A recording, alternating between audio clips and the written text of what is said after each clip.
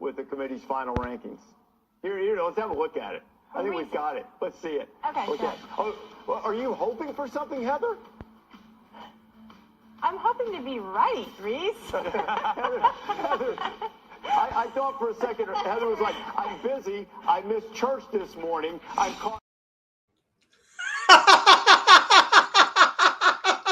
I'm telling you guys, I saw that reaction and I just wanted to puke. I mean, it was so blatant how she was rooting for Notre Dame to get in and say, oh, I wanted to be right. I wanted to be right. Shut up, honestly. I mean, oh, gosh. It just doesn't get old. And then everything that's happened since that, honestly, declining a bowl game, making empty threats, pissing off ADs and conference commissioners. I mean, you're really doing well for yourself. I mean, a spoiled brat fan base. But hey, listen, real quick.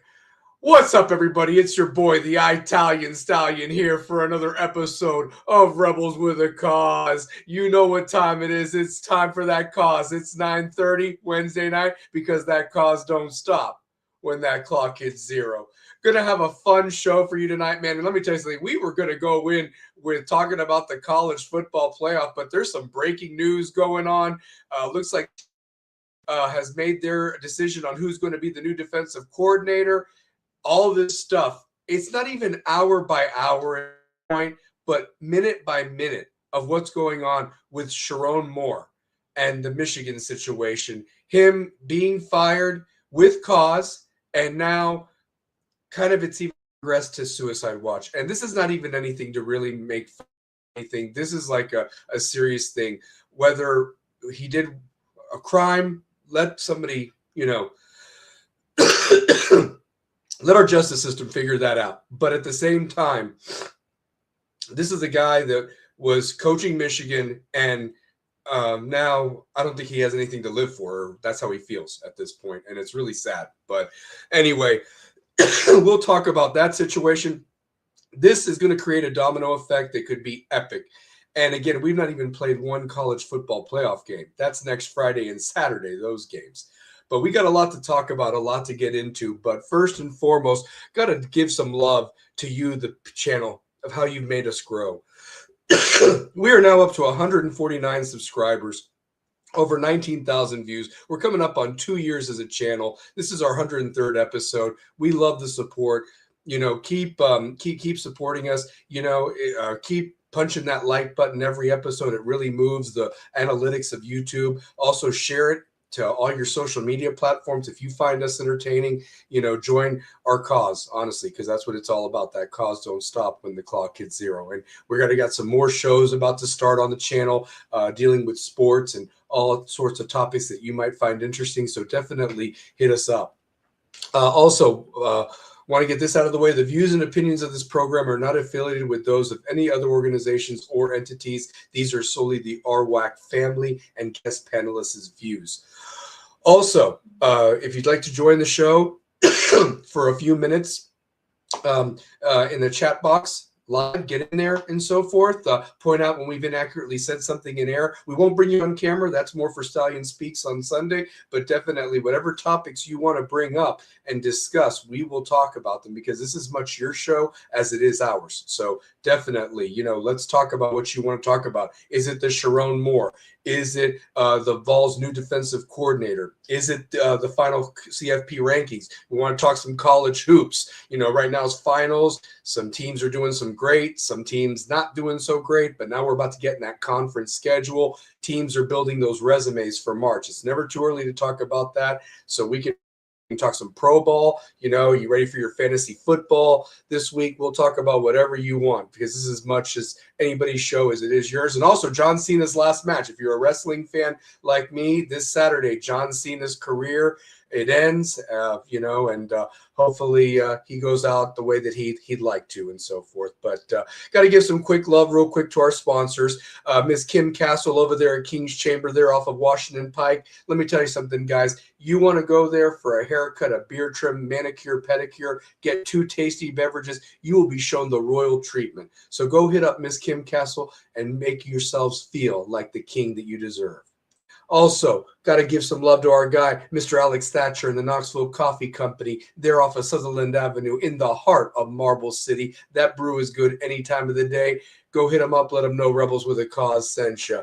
Also, if you want just a more traditional haircut, the old school way, hit up Josh Fink and Corey over there at Razor Shop Barbershop. Let them know that 332 Studios, 2-Pair Tate, and the Italian Stallion sent you.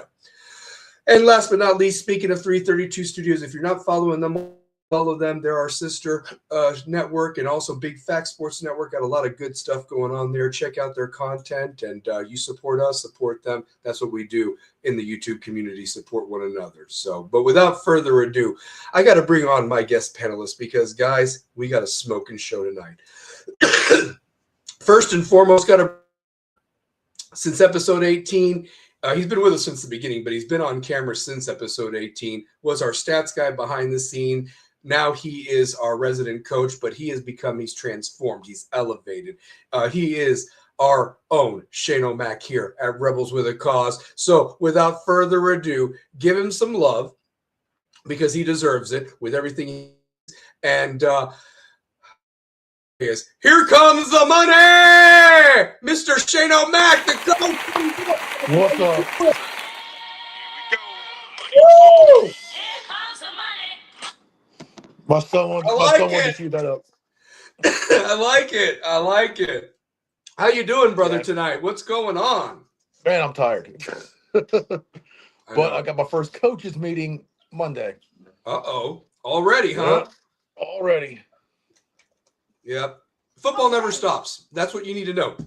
Football never stops. So, yeah, for sure. So, real quick, let me get my other. Yep. Larry Frank in the house. What's up, dog? How you doing? Fantastic show last night. I couldn't watch it live. I just listened to a little bit of it today.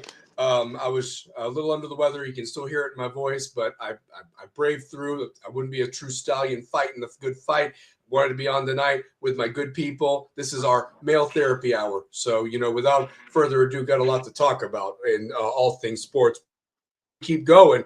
Got to bring him on, too. Had to thank him for helping me and Larry on Sunday night co-host. Got a lot of positive reaction and feedback with everything he brought from the Miami fan base. So I want to give him that little bit of it. Tell you, he has been a day one supporter. Now part of the team, and is now going to get his own show here very shortly himself.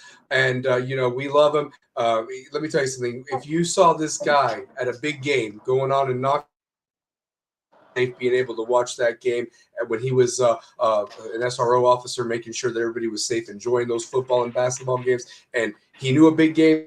He knows the big games now. So without further ado, give him the love that he deserves and the respect. Our guy, Mr. Big Game, Kerry Reeves. How you doing? How you doing, man? How's everybody tonight? Doing good, man. I mean, I'm telling you, I don't know why coaches are losing jobs, whether it's their fault or not, but this is just crazy today. This has just been a crazy 24 hours, man, and it's about to get, and something tells me it's about to get crazier. Absolutely. Well, without further ado, I mean, let's talk about it. I was going to start off with the college football playoff, but honestly, that can take a back seat. We know what's happened. It's 4 days old. We'll probably talk more about it here in the next few days, but, right away, I do want to bring up the fact that since our last show, very quickly, Miami was the last team in, Notre Dame out. They've declined the bowl invite, made a lot of empty threats that nobody cares about. Indiana's the number 1 overall seed, while 2 Group of 5 schools have taken 2 spots, and they are right now not being given a prayer to win either of those games. Penn State's hired Matt Campbell away from Iowa State, while Michigan has now fired Sherrone Moore with cause. That being said, the Vols also fired Tim Banks, the defensive coordinator, and now it's looking like Jim Knowles, who was Ohio State's defensive coordinator last year and Penn State's defensive coordinator this year, is going to be the Vols' next defensive coordinator job. And also, just to make it a little bit more interesting, there's rumors that DeBoer might become the new Michigan coach. And does that maybe make a domino effect that Lane Kiffin leaves LSU and goes to Alabama before he even coaches a game at LSU. That'd be such a Kiffin thing to do.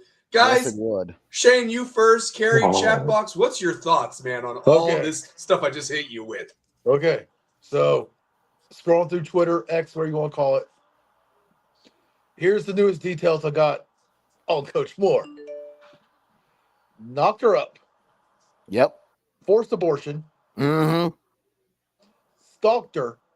Doubled her Paid for the salary. abortion. Paid for the abortion. Yep. Don't forget that. All coaches meeting hell without him. Went to the side piece's house with a knife, kicked the door down, and was yelling at her about ruining his life. Cops were confirmed at his Walnut Ridge house. And this is as of an hour ago. And then Holy we talk about crap. Then we talk about Larry Kiffin. Frank. So they've already seen planes. Rocky. There's been talk of planes heading from Michigan to Tuscaloosa to go get on the board. And when it comes to Lane, is this dream job number 2 that he leaves in the middle of the night for, like he did back three. in 2010? You can't make this up, guys. I'm telling you. Dream job number 3. Number 3. Hey, real quick, Kiffin would pull it to go to Alabama. He would. Hey, real quick, yeah, Lane would do that. And then here's the best thing that also happened in the span of all this time of 36 hours from my show to this one. Brent Pry is still at Virginia Tech, but he got demoted to defensive coordinator. I mean, are you serious? Like, I mean, this isn't the real world. Did we all take the blue this pill stuff up, and not the red pill or what? Like, are we in the Matrix? What's going on here? This has been the craziest coaching carousel all season because you got coaches getting fired early. And we just started the off season. We just started the off season, and it was the end season, and now off season. This is nuts. Yeah. Well, I mean, what about Michigan? They had a really good recruiting class, so now it's open, right? Like this is kind of a situation that people can start, depending on who they get as a coach. Obviously, they can actually break their letters of intent. And it's mad pickings for some of these teams that might be just on the outside of the top 10. So I know a player on that team that was recruited by Tennessee and just finished his freshman season. Yep. So let's see what happens. Let's see what happens. Oh yeah, and congratulations to Brandon Staley for SEC Freshman of the Year. Oh, yep. And he deserved all SEC, but he should have made it. Did he make all SEC? No, he did not. He should have. Yep. A lot of people thought he should have, but he didn't get. But he was named Freshman of the Year. He had better stats than an Alabama receiver that was on that there. made SEC, all SEC. Ryan Williams. Yep. Yeah, I got to give a shout out to Malachi Tony, ACC Offensive Freshman of the Year, and also CC Malinoa got on the first team All-American as a right tackle. Going to be one of the first outstanding in the draft, and Polynesian All-American. I mean, this is pretty awesome stuff. He would look good in the Titans jersey, protected Cam Ward's blind side. I think Cam Ward would actually appreciate it. He would look good protecting Cam Ward's blind side. I'll tell you that. Rocky, how does Ruben Bain get left off? Well, because ACC refs didn't call enough holds on him. You know what I mean? You can thank that. I mean, Ruben Bain's a beast too. Someone's going to be very lucky to get that guy. Your Bears, maybe. You know what I mean? Honestly. So. You know what just crossed my mind? We've seen the whole let's call it Lane Gate. Yeah, Lane Gate. Yeah, Lane Gate. Or whatever they're calling it right now. There's been that many text messages about him with college girls all over Ole Miss. Oh, yeah. Could you imagine if he ends up at Alabama? Could you imagine the nightmare scenario that LSU? How would that governor look? We did all this to get their man, and now their man could be going to Alabama. How funny would all of this actually be to sit back and just watch this destruction happen? Guys, I'm going to tell you something. It would really put something in the rivalry, because then let me ask you this. What would LSU do then? Who would they turn to, at this point? Ed Orgeron. Yeah. I mean, bring him back or what have you after. Or they could make Charlie, or after the playoff, you make Charlie Weiss the head coach. Wow. I made a joke. I made a joke. Maybe Michigan should hire Les Miles. Remember how that was such a hot commodity 20 years ago? And he's like, listen, I'm not taking that job. I've got an SEC title game to get ready for, guys. And it was Tennessee. It was Tennessee, and I was there. It was the one SEC title game I covered for the news. So, yeah. And I saw a comment. Rocky had a Tom Brady. No, Tom Brady's got the Raiders. Let's be real. Tom Brady is controlling things with the Raiders. It's not Mark Davis. It's Tom Brady. Did you see what he was wearing at Green Bay Sunday? He had on all black. The only thing missing was the Al Davis sunglasses and the gray hair. That's the only thing missing from Tom Brady in that outfit Sunday. Yo. Man. Yeah. Man, this is there's just a lot, crazy. I mean, it's just nuts, Like, I mean, I don't know. Like, if here's the other thing, too. What's so interesting is you've got coaches, Kerry and Shane. And Shane, you being a coach, you could speak on this. You got coaches that are, honoring their commitments with the schools that they're at. They're also trying to prepare for the new jobs they've got. I mean, I heard Brian Hartline today on XM Radio. He luckily is using the bye week this week for Ohio State, Florida, get ready for their bowl game, and also trying to get everything transitioned. Meanwhile, he goes back and is getting Ohio State, whoever wins that A&M Miami game for their Cotton Bowl. I mean, like, that's just crazy to me that these coaches are, trying to do two jobs at once, So, and then the staff is over at Ole Miss to get that done. So, that's tough. That's got to be tough. And don't forget the local news here. George Quarles is coming back to Knoxville, is coaching Webb. Yeah, that was He's the head coach of Webb School. That's huge. Yeah, and I wonder how much that salary was. One former college coach to another. Yep. Rocky's got a question for us right off the bat. Who is the next Michigan man to take that job? I talked to a buddy of mine, Ian, a big fan of the show that I work with, and he'd be down with Dan Campbell. I mean, would that be a possibility that Dan Campbell take the job? Interesting. I mean, so he'd be down with DeBoer. So that if those rumors are true, you're saying about flights going in and out. I mean, and here's the thing. I think DeBoer would have a little bit more success probably with Michigan than he would at Alabama right now. You'd have a little bit more freedom. Yeah. And they're looking for a more exciting offense anyway. They're kind of, tired of the ground and pound type of thing. And, what would that make the young freshman quarterback more dynamic offense? Would he be able to run his offense or something? And if Lane doesn't take the Alabama job, look out for Kirby Smart. That'd be the one job he'd leave Georgia for. Really? So he'd leave his alma mater for Bama? Really? I mean, yeah, I could see that. I could see him leaving for Bama. Yeah. That's the only other school he's been coach at is Bama. For me, I'm still calling the Chargers San Diego and the Raiders Oakland. They're never going to be lost. Amen. So it's like the Arizona Cardinals. I still call them the Phoenix Cardinals, So, I mean, yeah. Kerry, in your honest opinion, who is the greatest Tennessee coach of all time? A lot of people say Phil Fulmer. Do you agree with that? I say 1A, Phil Fulmer, 1B, Johnny Majors. Can't go wrong with that. And then number two would be Bill Battle. Yeah. Give me Neyland first. Neyland too. I got General Neyland as one, but Fulmer definitely 2, or if not 1B. So got to go with the guys that got you the national titles. So, exactly. Yeah, absolutely. Get the guys with the titles. The man who designed the stadium that is named after him. Yeah.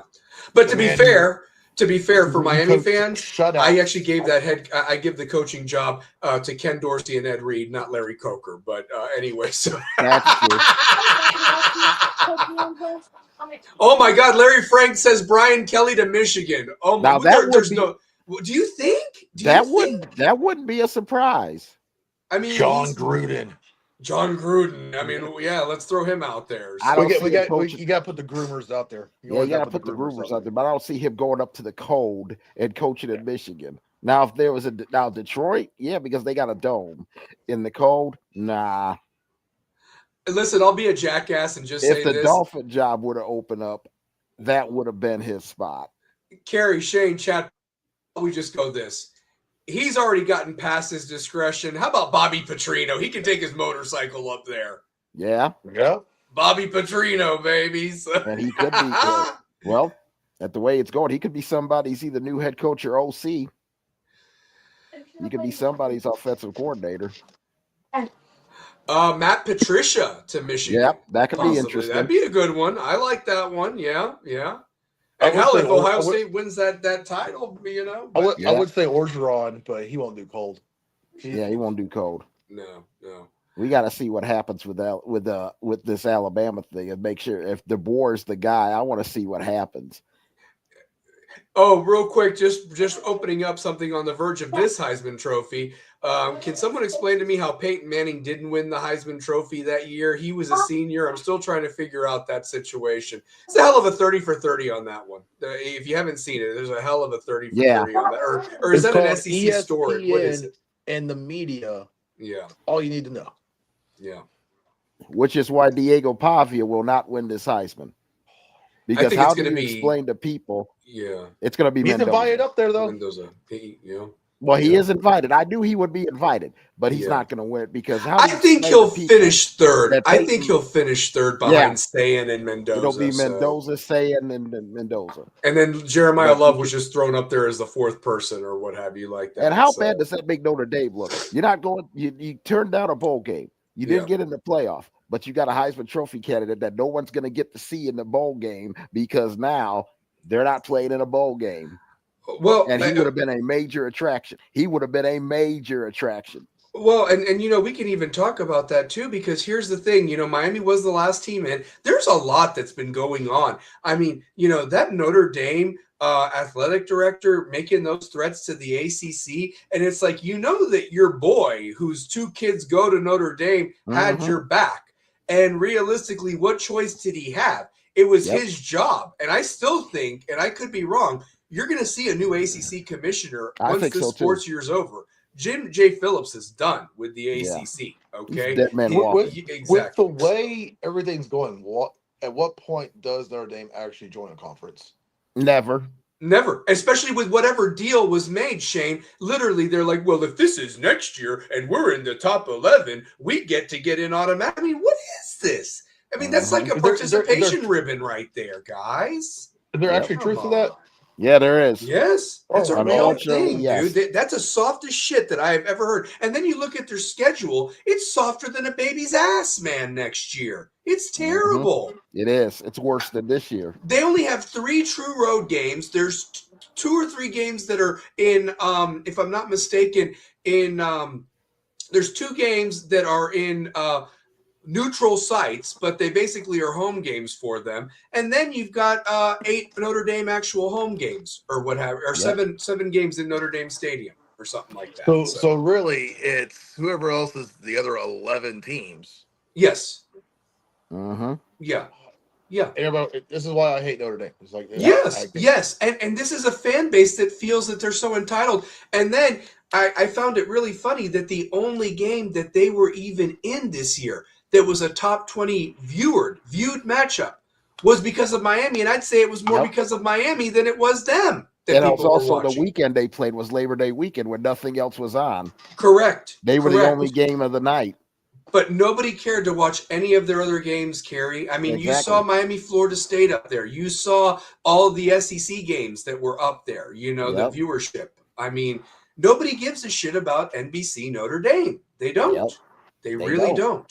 It's just weird how a program, the only reason they're as popular as they are is because our grandparents and great-grandparents, when they wanted to watch football, was the only game you could find on TV. Yeah, exactly. Back in the day, how does that carry over this far into life to where they're so entitled? Even BYU joined the conference. They did. That should tell you something.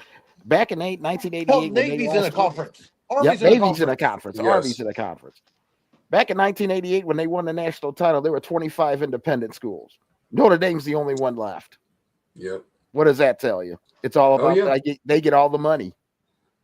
They can work their own deals, make that money. In an ACC or any conference they join, they'd have to share with everybody, and they don't like to share. No, they don't. No, never. It's about the money.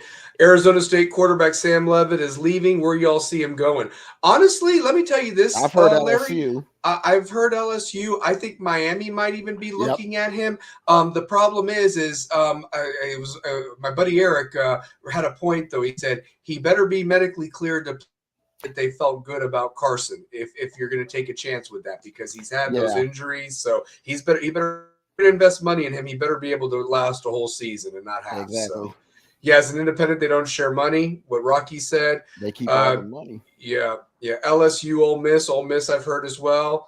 Mm-hmm. Chambliss was headed to Baton Rouge. No, Levitt to LSU is a thing. That's the type of quarterback I think Kiffin wants right there. Yeah. So, yeah. Someone that can run his system and is mobile. Well, Anthony, when was the last time Notre Dame won the national title? Well, that was technically 1988. However, a referee interjected in that. So you'd have to go back to like the era Parsegian era, in the early 70s for that. So, but yeah, that arrogance 1973 comes last from 77. 77. Joe Montana. Okay.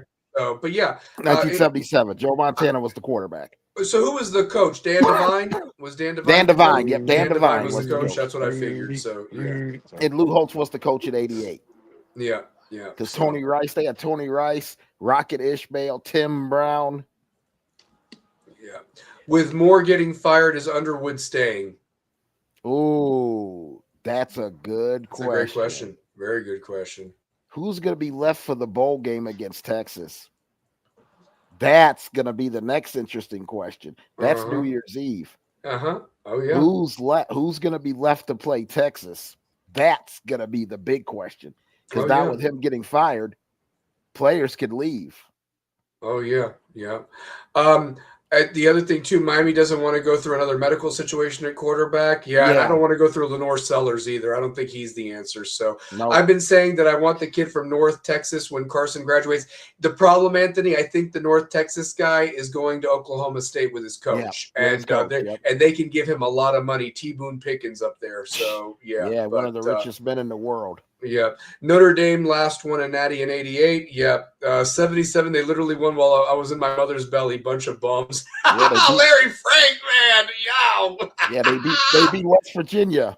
They beat West Virginia in the Fiesta Bowl. Quarterback named Major Harris was West Virginia's quarterback. Pretty good quarterback. Harris. So look out for Brendan Sorsby to Miami. Now, who's Brandon Sorsby? Who does he play for? I forgot who he plays for, but I know that name is familiar. Okay. I'm not familiar. Unless, you see, I'm not so good with the names, but if you tell me, like, the team name and the quarterback, it's like, oh, I know who you're talking about. I've seen him then. So, yeah, that's – because, like, I don't even know the kid from Cal's Cincinnati. Thank you, Anthony. Yeah. No, he's pretty good. No, in fact – I watched him briefly against BYU, but I couldn't watch Big 12 refs screw a team so badly to try to help BYU like they were. And I just couldn't watch any more of that and so forth. But, yeah, now that name, I was wondering where he played at. So that makes sense. So, okay. Yeah. But yeah, no, I mean, I'd be down for any of those guys to be Miami's quarterback. And then there's rumors that Miami's offensive coordinator interviewed with Coastal Carolina, Shannon Dawson, since they're needing a coach. That'd be a good step for him. And then that might open up to where Miami needs to maybe find an offensive coordinator that can fit the system, use these athletes correctly, and maybe even develop a homegrown quarterback. I mean, we haven't done that in years. Yeah, there's another hiring this week. Sun Belt Billy Napier's back in the Sun Belt with James Madison. Yeah. That's funny. That's so funny. What do you guys think about Larry saying Chip Kelly as the OC if Dawson leaves to Tulane? Well, I was more intrigued if what Larry said about Chip Kelly. Maybe what if Michigan gives him a call? Chip Kelly. Forgot about Chip Kelly. He's available, and the thing is that he was just at UCLA and then went to Ohio State, won the national title. So I think failed with the Raiders. Yeah, I mean, and his offense did work with athletes there at Ohio State. So, but there's going to be a lot of questions in this next week. The first bowl games start on Saturday with the LA Bowl with Boise State and Washington, which actually should be a pretty interesting game. Yep. Okay, Rocky, Shane O'Mac wants to know, what does Tennessee do to get better? Well, if we get Knowles, I think that upgrades our defense. Our defense was our Achilles heel this year. We have to get a safeties coach. Tim Banks was a safeties coach. That was our biggest fault all year. Coach up our corners. Granted, you had injuries across the board there. We're playing freshmen positions at times. But for Tennessee to get better, the linebackers got to get more physical. We got to learn how to tackle again, and the safeties got to learn how to cover. Do you think that Knowles is going to is the whole defensive staff going to get wiped out, and he's going to bring in his own people, or are they going to try to mix and mosh it with some continuity? What's your thoughts? I think he'll bring in some of his own people, but there'll still be some of Heupel's guys left over or Banks' guys, depending on how you want to look at it. I don't Just see so you Rodney keep the Gardner chemistry, going anywhere. because you want to keep the players happy. You don't want to lose players to the portal. So you want to keep the guys that have the good relationship with them. Exactly. I'm curious if Martinez stays. Mm-hmm. Yeah. That's the one. That's the question I wonder. Yeah. Because I think Rodney Gardner's staying. Yeah. You can't get Rodney Gardner's you don't replace defensive Rodney line. You need a guy like him. I didn't have a problem with the defensive line. It was really the back seven that really had the issues. The back seven was the issues. I mean, so I think Arion Carter being hurt with turf toe this year, that affected the linebackers some. We didn't really have anybody step up in those positions. I did like T-Lander out there this year. Oh yeah, I think our freshmen will be better. I think our freshmen will be better under Knowles. I can't think of that. I can't think of the dude's. I can't pronounce the dude's last name. It starts with a P. Oh, you know who I'm talking about, though. I know who you're talking about, but I just can't pronounce his name. I want to say Perryman. I want to say Perryman, but it's not. I don't think so. It's like Perlette or Perlotter. There we go. Shane, you got another question from Anthony. What type of scheme do you want on the offensive side? Do you want to keep that Lincoln Riley style offense open wide, or move towards a traditional West Coast hybrid Aaron scheme? Ooh. That's a good question. Might depend on who your quarterback is. That is very true. I like what we're doing now because our receivers are producing huge numbers. Mm-hmm. I say we had at least one of the best receiving corps in the country this year. Oh yeah, and we're about to get better. Yep. It's not broke, don't fix it. Yep. We got a Mr. Football, Tyree King. He was a finalist for Mr. Football, getting ready to come in, and Rex. You put him and Staley. And then, from what I've heard with Legend Bay, is he was on the phone with Tennessee saying, "Hey, can I come back?" Yep. As he was signing his paperwork to come here. Yep. So, and I've seen that kid's highlight film. Ooh. Yep. Ethan Davis. He contributed at the end of this year. When he give him a full season in our offense, no injuries, Ethan Davis is a stud too. We got receivers, man.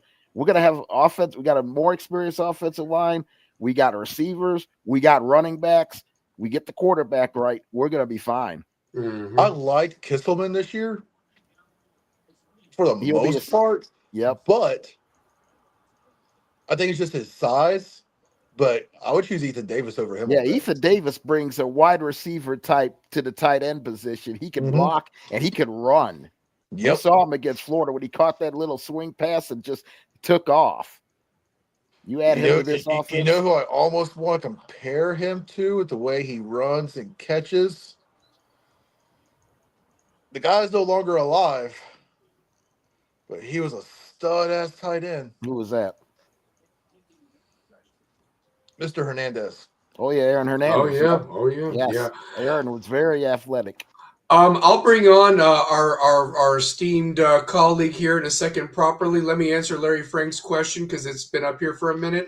What's your all's thoughts on Notre Dame being mad calling out the ACC because they lobbied for Miami as a full-time member instead of their part-time asses? Larry, I'm just going to tell you like this. I've never seen a more self-entitled. This is supposed to be grown people.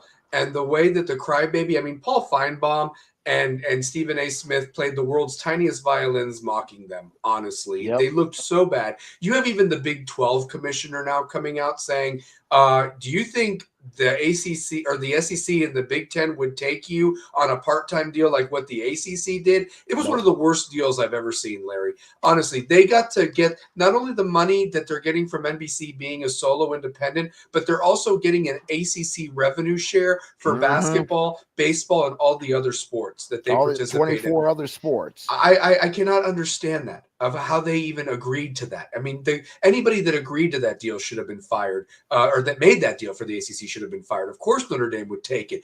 But again, I'm going to say this. The commissioner had to basically, it was his job or not that he had to step in because of the stupidity under his watch of what's happened there. That Dr. Phillips is atrocious, and he will be removed and not be if he's the ACC commissioner next year, I will be shocked. I will be shocked because of all the stuff that we've highlighted on this show, and now all the other media and everybody else has picked up on it, and he's got nowhere to hide at this point. And then he came out there with like a little flag at the end. Oh, Miami deserves to be in, as do one of our great competitors in this wonderful ACC game that was going for tickets for $35 that nobody cared to go to or watch. You know, and it ended up being a decent game. And Duke won. But at the end of the day, it is what it is. So before we go further, though, I got to bring him on.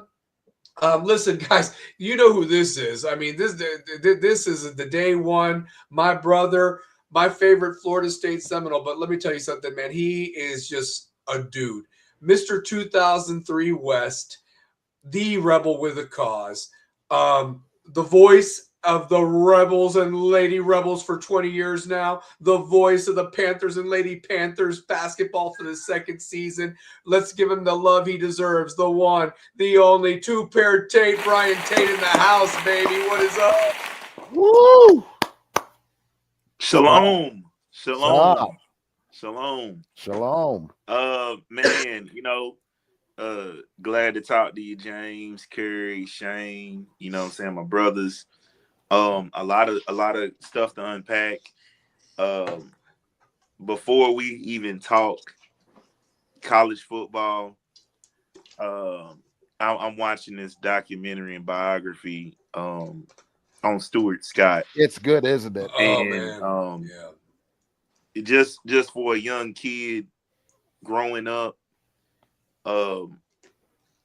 he was kind of one of the reasons why I wanted to get into sports journalism. If I never got to play, if I never, you know what I'm saying, the hoop dreams of doing that. And it's watching this, I have a deeper appreciation for Stu Scott that I already had. You know, I just remember when I first heard about Stuart Scott, my uncle who lived in Daytona Beach would see him at the Orlando Magic games covering Orlando Magic. And so that's where I started, you know what I'm saying, picking up on who this guy was. And then I remember seeing him on ESPN2 and not knowing that, you know what I'm saying, this dude was really going to change the trajectory of what I look at for seeing us as sports commentators, seeing us as the voice of, like, we're a part of the media, you know, like in some sense we're a part of the media. And I really wanted to touch on that before we get into the storylines. Like, I encourage y'all, watch this sports documentary, TiVo it, whatever, DVR it. It is mind blowing how many people this man really touched, like really touched. So my bad. No, man. No, this is hey, listen, no, we're glad to have you on tonight. I mean, you know, real quick, I want to catch the chat box up, but I want your thoughts on this Sherrone Moore situation. That's just nuts. Well, but yeah, it's crazy enough because this is what I'm trying to understand. What is going on in that state of Michigan? Because I don't know. We saw the trouble with Michigan State, and Mel Tucker. And, you know, for whatever we know the allegations, I'm not going to bring up stuff like that because we already know, we you know what I'm saying? We know where that is. You know what I mean? Now you're hearing the stuff about Sherrone Moore, and it's like, this is a guy that's helped won a national championship, right? The guy went 9-3, and now he's in police custody now. So it's gotten a little bit serious. Like when I saw Shane post, when I seen Shane post that in our group chat, I'm just like, damn, this is coming from that. Like, Yeah. And you know, they got serious. I just wouldn't. Yeah. I'm sorry, was I about to say something? I said it got serious real quick. Oh, it got okay. Yeah, it did. Cause when I saw the post that Shane posted, and then I just said, you know what, let me do some further research on this. Yo, the find out all of this is going on and happening is rather disturbing, because this team is coming off a national championship like 2 years ago. Like fresh. Like, you know what I'm saying? Like Michigan getting that national championship, it puts the eyes on you a little bit differently. And you gotta kind of navigate a little bit differently. And that's where it's like, you know, I just don't think that they took any type of precaution to what's going on, and it is looking really the thing that makes it look bad, guys, is you're doing this right now during the college football. You can't talk to coaches. Like what coach you gonna get at this time? Well, the rumors right now, Two-Pair, are that there's a possibility there could be an unbelievable domino effect that if Kalen DeBoer leaves Alabama and takes the Michigan job, does Lane Kiffin leave LSU and go to Alabama, his second dream job, without a damn game for LSU? There's a possibility of that happening, perhaps. Those are the rumors. And you know, we've seen some crazy shit. Right? Do we remember George O'Leary? Oh yeah. I forgot about that one. Yes, yeah. Or Mike Davis. Mike Price and the strip club. Follow me here. Yes, yeah. George O'Leary, Mike Price. Yep.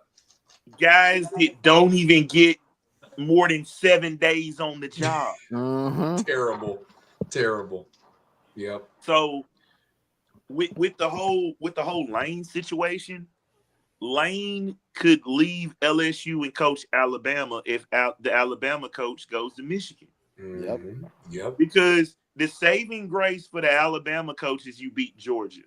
You beat Georgia. You beat Tennessee. You haven't won an SEC title. You played for an SEC title. Yep. And by the way, if Georgia plays like that, they can win a national title. Oh yeah. If Texas Tech plays like that, they can win a national title. But offensively, they didn't look good against BYU. And I said that defense, the linebackers for Texas Tech, are studs. I ain't gonna lie. I really think that's the one team you don't want to see is Texas Tech. Yep. Yeah. Just their style of play. You know, Indiana showed how tough they were with Ohio State. They got physical with Ohio State. I can put that. Yeah, they showed me a lot. Yeah. Did not tell you. I predicted that. You did. You're going to get your props. Listen, I've got the conference championships at the bottom. Let me catch the chat box up real quick.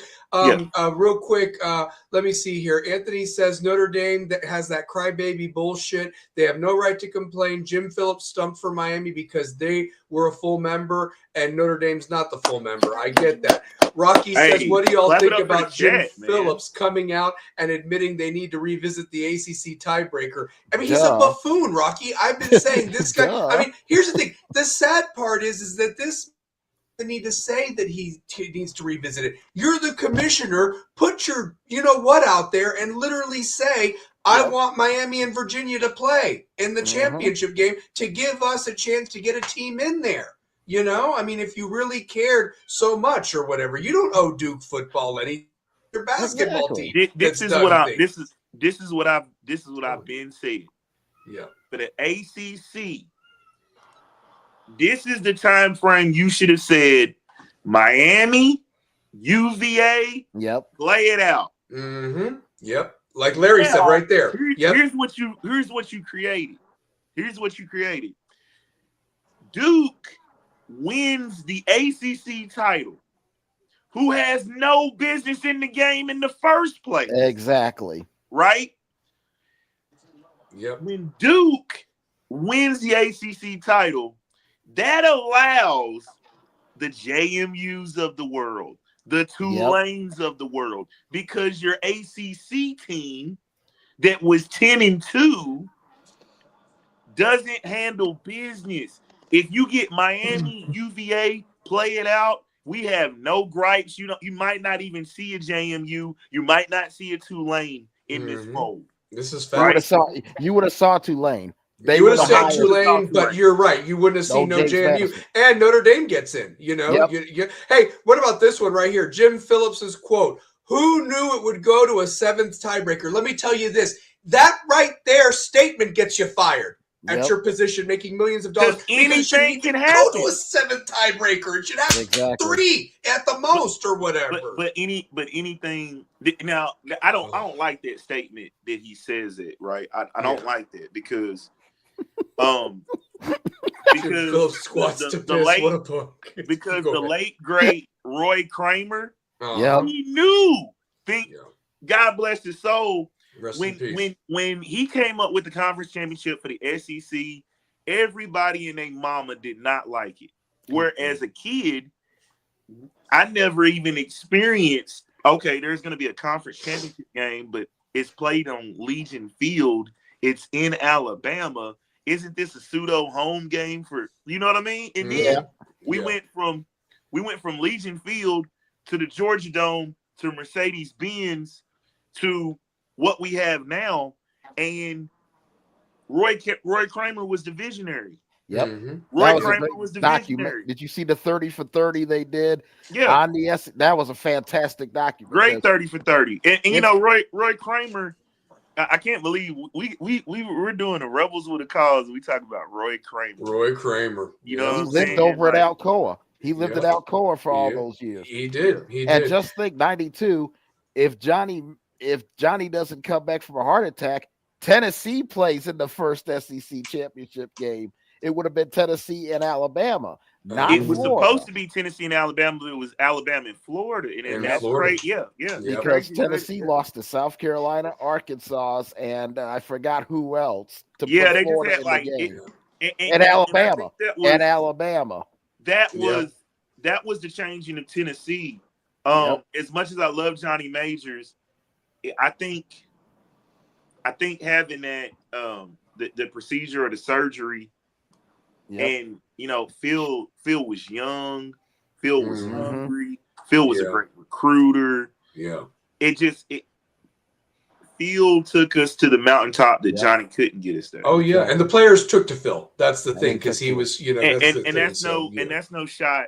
That's no shot to Johnny Majors. Exactly. I think Johnny Majors is a phenomenal football coach, but Johnny, what people don't realize is Johnny was still coaching football after UT. He was coaching at Pitt. He was.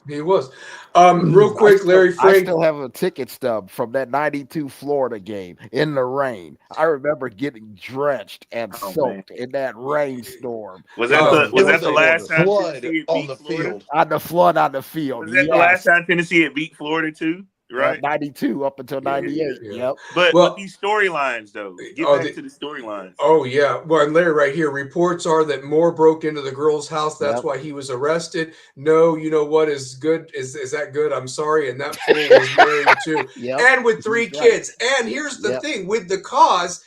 They basically don't have to pay him the $27 million. They can use that money towards whoever, badass coach they want to hire. And then Larry's got a really good point. They need to rotate sites for these conference title games. I have argued for a long time that the ACC doesn't need to stay in Charlotte. They could go to Orlando. They could go to Tampa. They could go to Jacksonville. They could keep a warmer climate and use one of those stadiums and don't have to play in the for the SEC. They could even, if they wanted to, when that Nashville stadium gets done, it's going to be gorgeous. That would be a terrific place to maybe move it to. Like the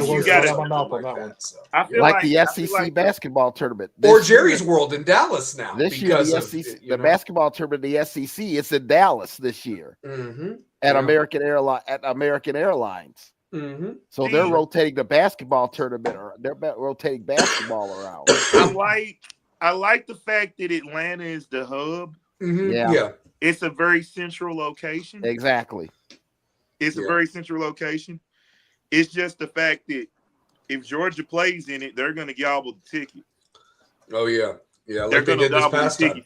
Yeah. And you, as much of a neutral playing field that game was, it's as much as a home field advantage for the Georgia Bulldogs, right? Exactly. How we used to look at when LSU, if they play in the Superdome, that's advantage LSU. Yep. Yeah.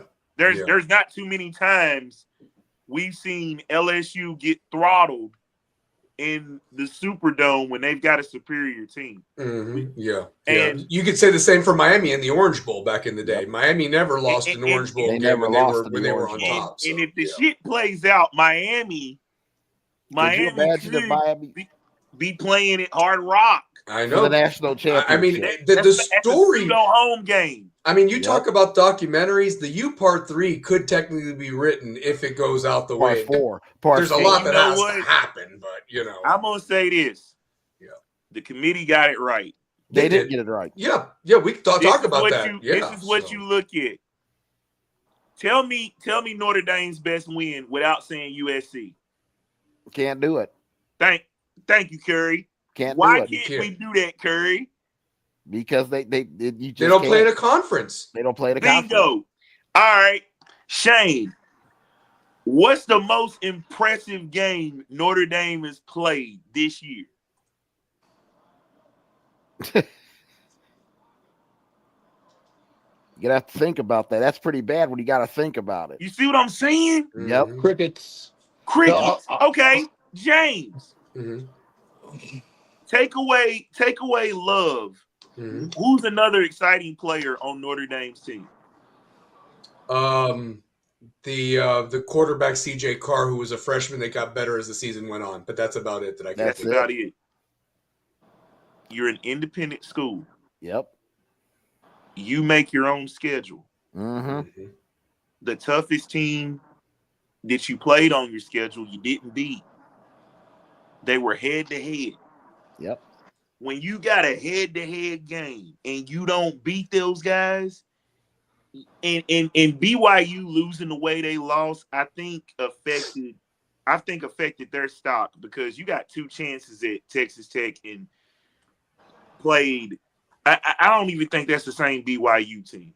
No, it just wasn't, because the way they played in Lubbock, I said, well, if they saw those guys again, it may be a different game. But I think Texas Tech is one of the best 4 football teams in college. Oh, no doubt. And they're well coached. They're well coached. I mean, yeah, for sure. That guy can coach. So and here's also what I want to say.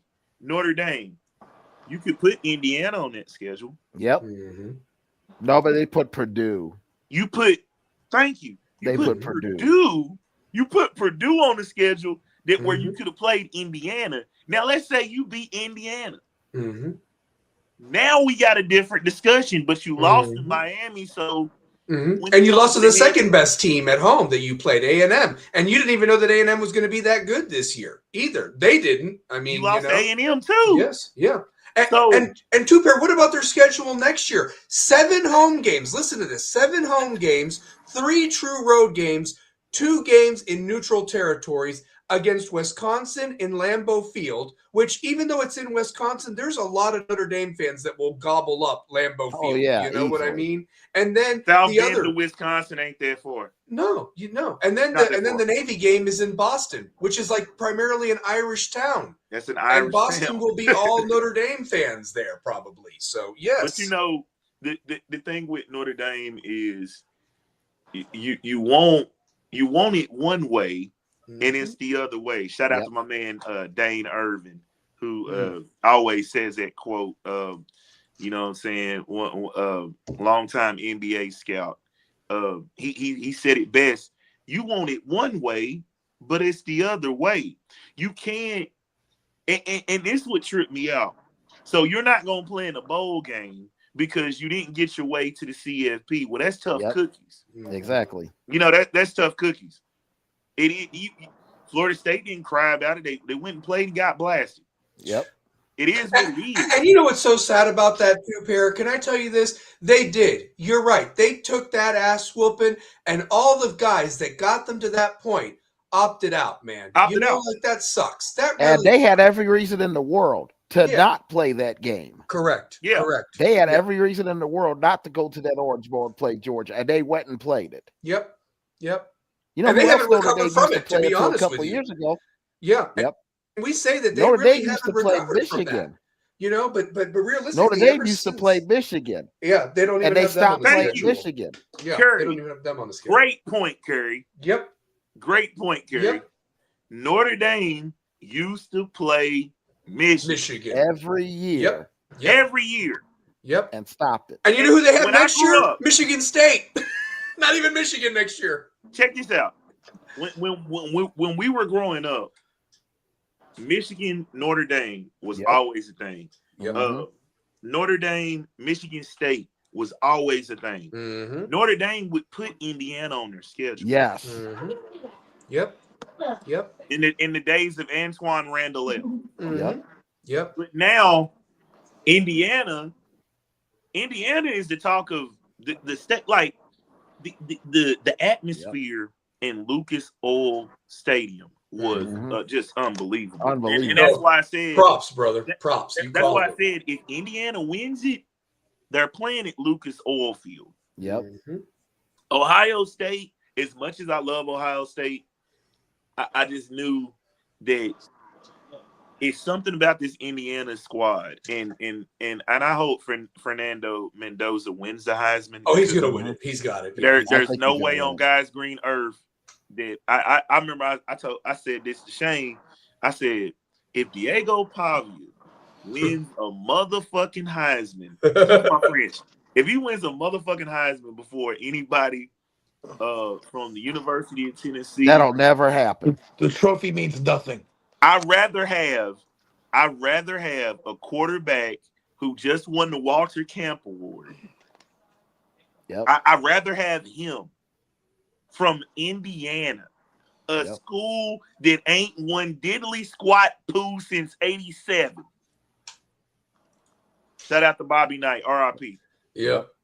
But no, now, I wouldn't want to see it, man. And now they get to be in the Rose Bowl. Their first playoff game is at the Rose Bowl. You know how many Indiana fans will pack that? They'll pack that thing on its own. Mm-hmm. Their own, they'll pack the Rose Bowl. I love the chat box. I love the chat box is hopping tonight. Well, and I got one for you guys. And Shane, I got one for you guys real quick. We're going to talk about those matchups here in a second. We'll definitely get into them next week. But but I wanted to ask you guys this. Looking at that Indiana-Ohio State game, I was absolutely shocked of how Sayin was running for his life back there. The Indiana defense got 5 official sacks, multiple hurries, throughout that game. And here's the truth of it. I'm sure Ohio State will get better, or at least maybe scheme for it. but they don't have any favors with whoever they play between Miami or Texas A&M, because those two have two of the best defensive lines in the country right now and so forth. And they're going to have to face that in the Cotton Bowl, whoever survives that bloodbath between A&M and Miami, that first round game. That's what Ohio State's got to face. So they don't even really have any favors at this point. And I think Indiana caught a break with the winner of Oklahoma or Alabama. I do too. Considering what could go down the pike here the next few days, who could Alabama's coach be before the game? How is Oklahoma? Is Mateer going to be in shape to deal with Alabama? It's the second Alabama time sucks. Yeah, let's talk about that. No, let's talk about that. Was it more that Georgia controlled that Shane two-pair carry, or was it the DeBoer excuse? Oh, we have so many injuries. I mean, the thing is that's how they've kind of looked all year. It's been, I'll let Curry go first. I think Georgia controlled that thing. Georgia controlled that thing from the outset. I mean, you can have all the injuries in the world you want, but when you have -3 yards rushing, hell, I had more yards rushing, and I was sitting at home going back and forth to the bathroom. I ran for more yards than Alabama did against Georgia. I'll say this. Georgia knew that they're going to be judged about how they play against Alabama. Great point. Exactly. Great. You know what I mean? They had a month to 2 months to stew over that because essentially Georgia fans look at not beating Alabama but winning the SEC, not the same thing. Not the same thing. It's not the same thing. Exactly right. They want to be able to say we beat Alabama. Now, Alabama and Georgia splitting, that was probably the best thing for the SEC. Probably. It probably was, because you knew Kirby, and I'm gonna say this, I think Kirby is one of the best coaches in college football.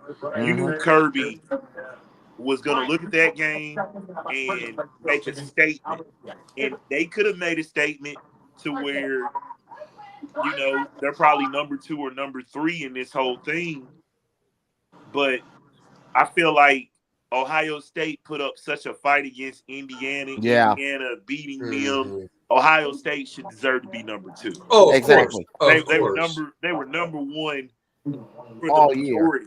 I had no problem with them flip-flop. Well, what do you guys think of Larry's comment? My neighbor had more yards rushing, and he had his leg amputated than Alabama did, or whatever that game. I mean, they really Alabama. I've never seen Alabama struggle so badly running the ball, and I saw it last year. Jalen Milroe was their number 1 rusher, Shane. And he's the quarterback last year. I mean, they don't have the running game, and they even have guys that were 4 or 5 stars. Like true 4 or 5 stars that are looking to hit the portal carry here as soon as the damn thing opens up. Hey, So I'll tell you what. I just pulled up DeBoer's buyout. $7 million. Yeah, it's not that much. $7 million? Yep. Oh. It's not that much. Damn. And they were talking about getting rid of him after the Florida State debacle at the beginning of the year. And so, that's why that buyout is cheap. Yeah. Hey. Yeah. And I'm looking at it from this way with Alabama. You lose to Oklahoma.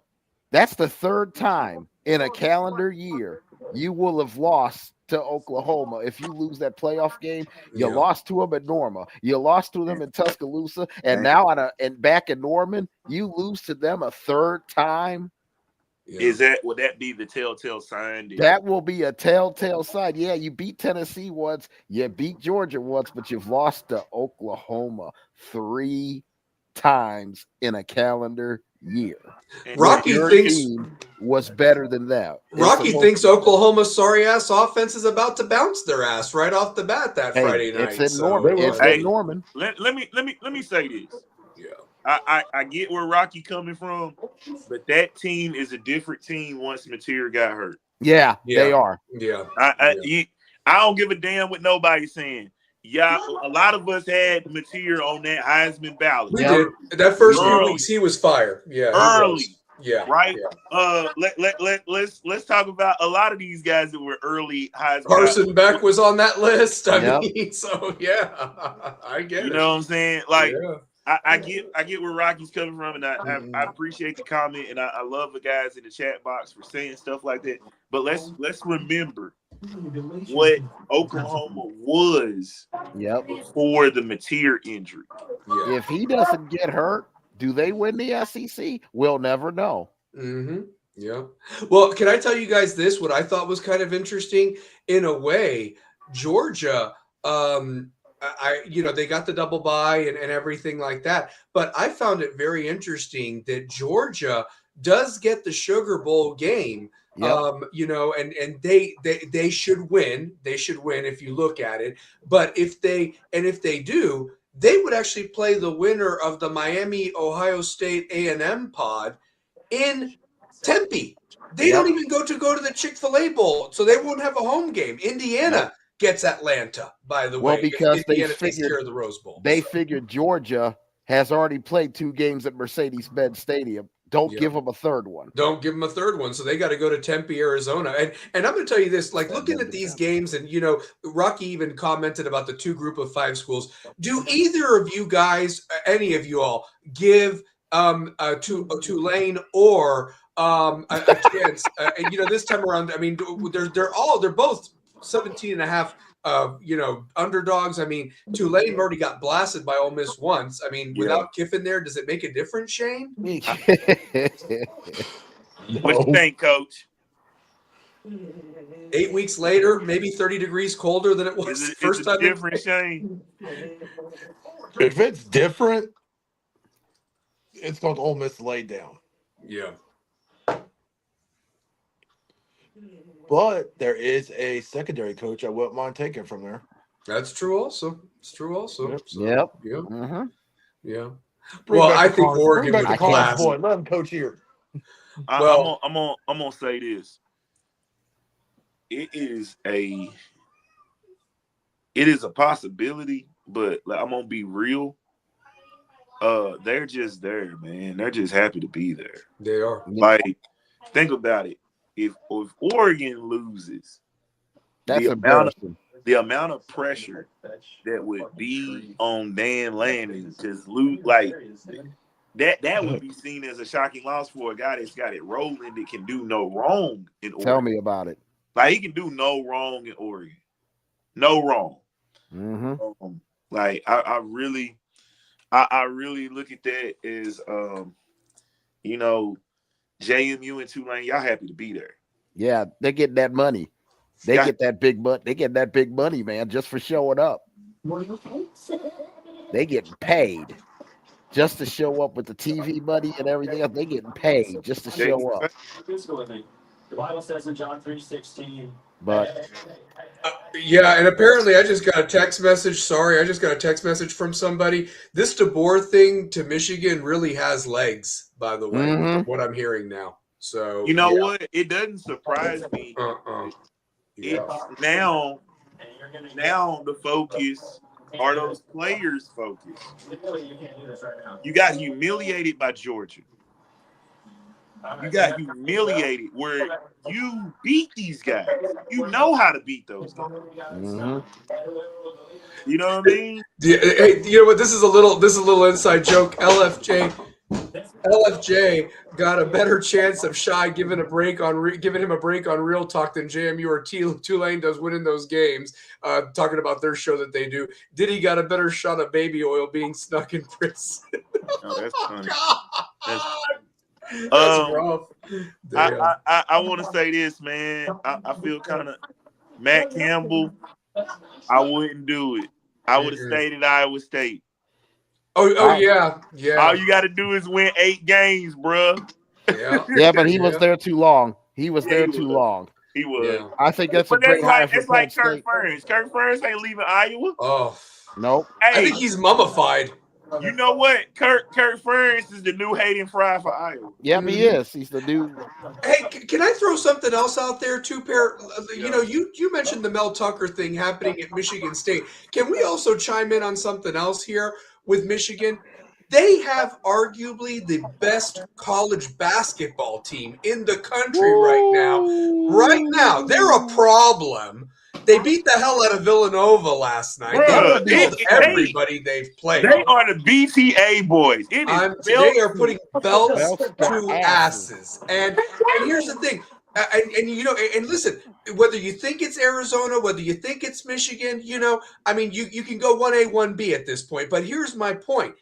Do you really need this distraction when you've got such arguably and a great coach with this Michigan guy, what he's done, coming off of the Jawan Howard thing that kind of was controversial with the whether he threw the punch or whatever, you know? I mean, they have been dealing with scandals now for 5 years easily. But you know what? You know? So it even go back to the Fab 5 days. Yes.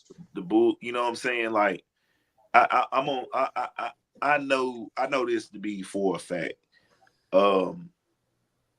Been documenting those teams and seeing just from seeing those guys and in whatever Mitch Albom was ever saying and him being in those rooms, like I felt like that got blown out of proportion because you have an NCAA that is doing this, like that. This is why the NIL, you know, the way those guys got exploited. You know, think about it: the baggy shorts, the jerseys, the black socks, the amount. Like they did a silent protest, and I didn't know it was a silent protest. Yeah, that's right. You see what I mean? Like, but we've got history of Michigan going through that to where. Okay, how about the sex scandal with was it Larry Nassar? Michigan State, with the gymnasts, the USA Gymnastics. It was such a black eye. You're right. You're right. You're right. And that was Michigan State too. Yes, yeah. So that's Michigan State. Like, just because we've seen this at the high school level. I know. Like dealing with. This year, because out of all the years we've ever covered our school and our mater, it's never been a year like this. Like, where I don't even know if the energy is still there. Yeah, you know, it's definitely gone. But I do want to say this: Kalu Fofana is putting on a show this year. Is he really good? Kalu Fofana is the next Kimball Walker. Nice. He is Kimball Walker 2.0. He just had a 30. He had a 30 ball. I think his last game he had a 30 ball. Looking nice for him. So looking nice. Yeah, I agree with Rocky. Coaches that will never leave: Kirk Ferentz, Kyle Whittingham, BYU's head coach Jeff Brom, Brent Key, and Mario Cristobal. Yeah, they probably will, Rocky. You know? Yeah. Like, okay, with Kirk Ferentz, if you put this up, Kirk Ferentz at Iowa, you need to win 8 to 9 games every year. Right? Yep. 8 to 9 games every year. You're kind of like what Stoops had to do at Kentucky, but then he ran out. There's 6 and 7 wins a year. It ran out. And now they got a new guy, Stein. I like this guy, Stein, up at Kentucky. 36 years old. He's going to be the youngest coach in Division I football at Kentucky. Yeah. 36. Yeah. You know, speaking of Kentucky, by the way, guys, thing with Mark Pope, man. I mean, you know, like I did want to talk a little. I did want to get a little Pope, college hoops. I know, I do too. I mean, just their crowd last night was pathetic. I mean, nobody showed up. Hear me out. Yeah. There can be a thing of getting too much talent. Mm-hmm. Yeah. Mm-hmm. Yep.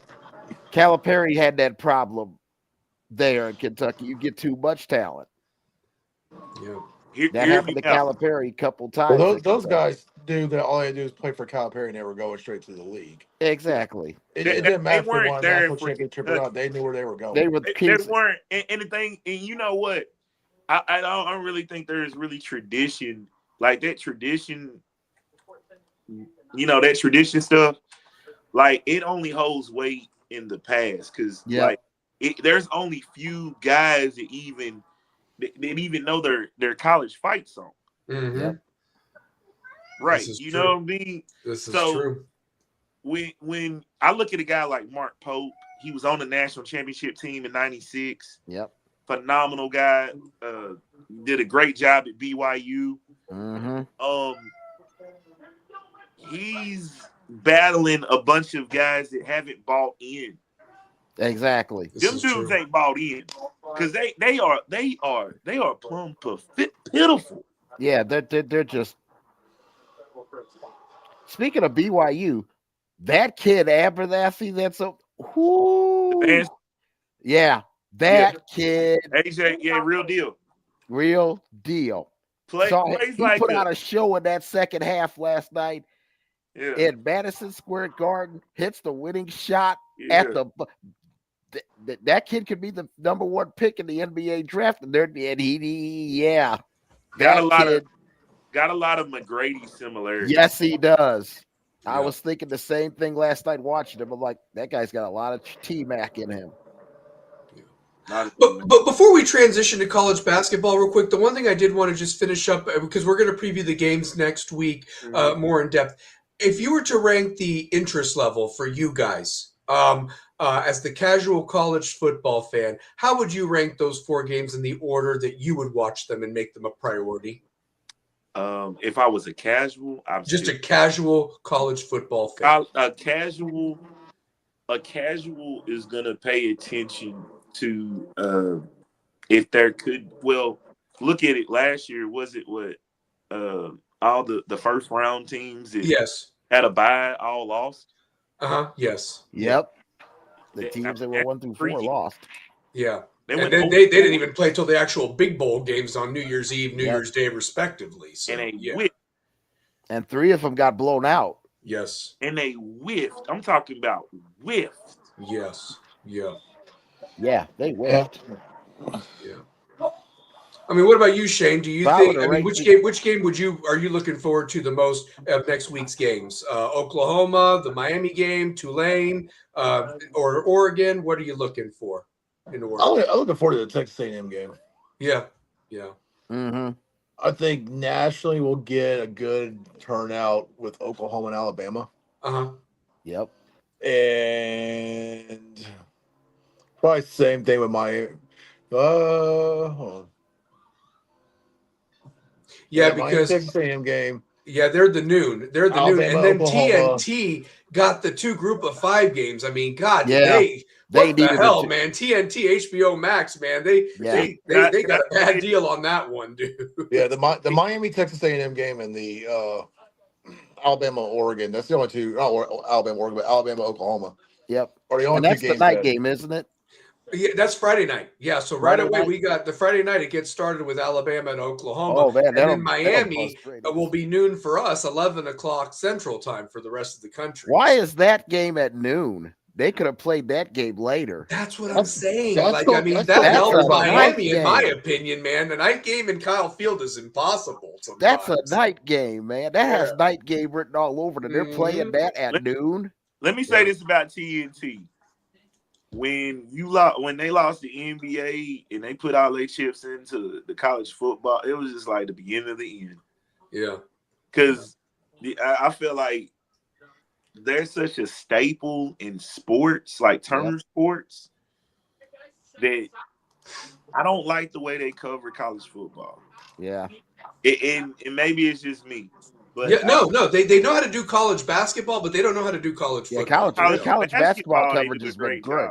Yeah, no, they do a great job. And Jalen and Chris Webber are tearing it up, man. I mean, absolutely. Bruce Pearl up there doing a fantastic job, man. Candace Parker is helping them too.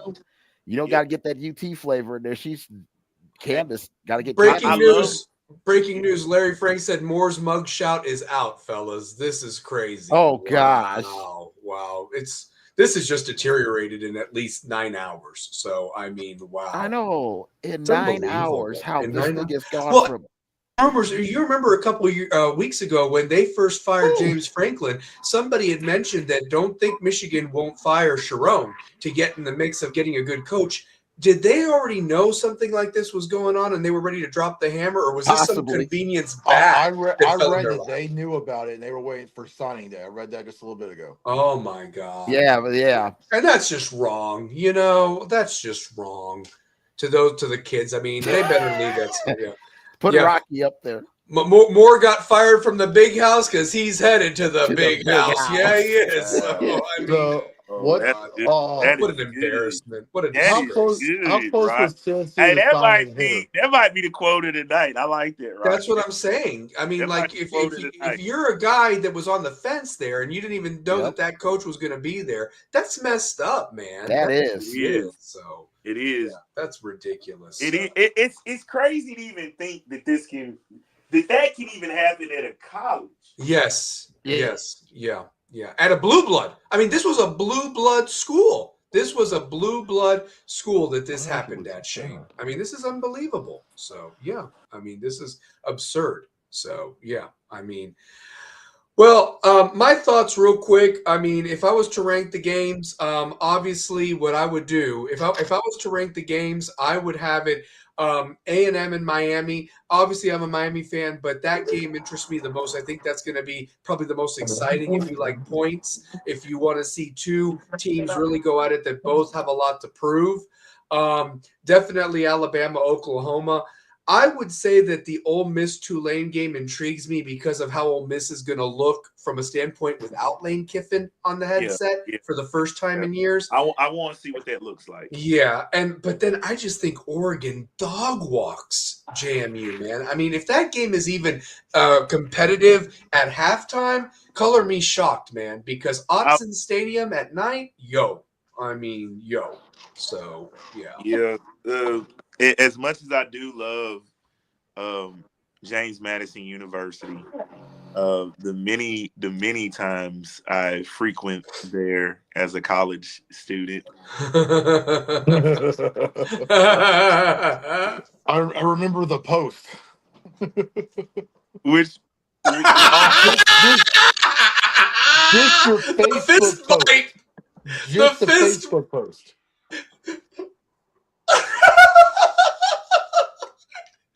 Tooper, you know what I like in that too? Snoop Dogg in that beautiful video with Pharrell going like this when that girl with the big ass walks by, like, oh, like that. And then Tooper's like, I mean, it's the best picture. That should be your background, that picture.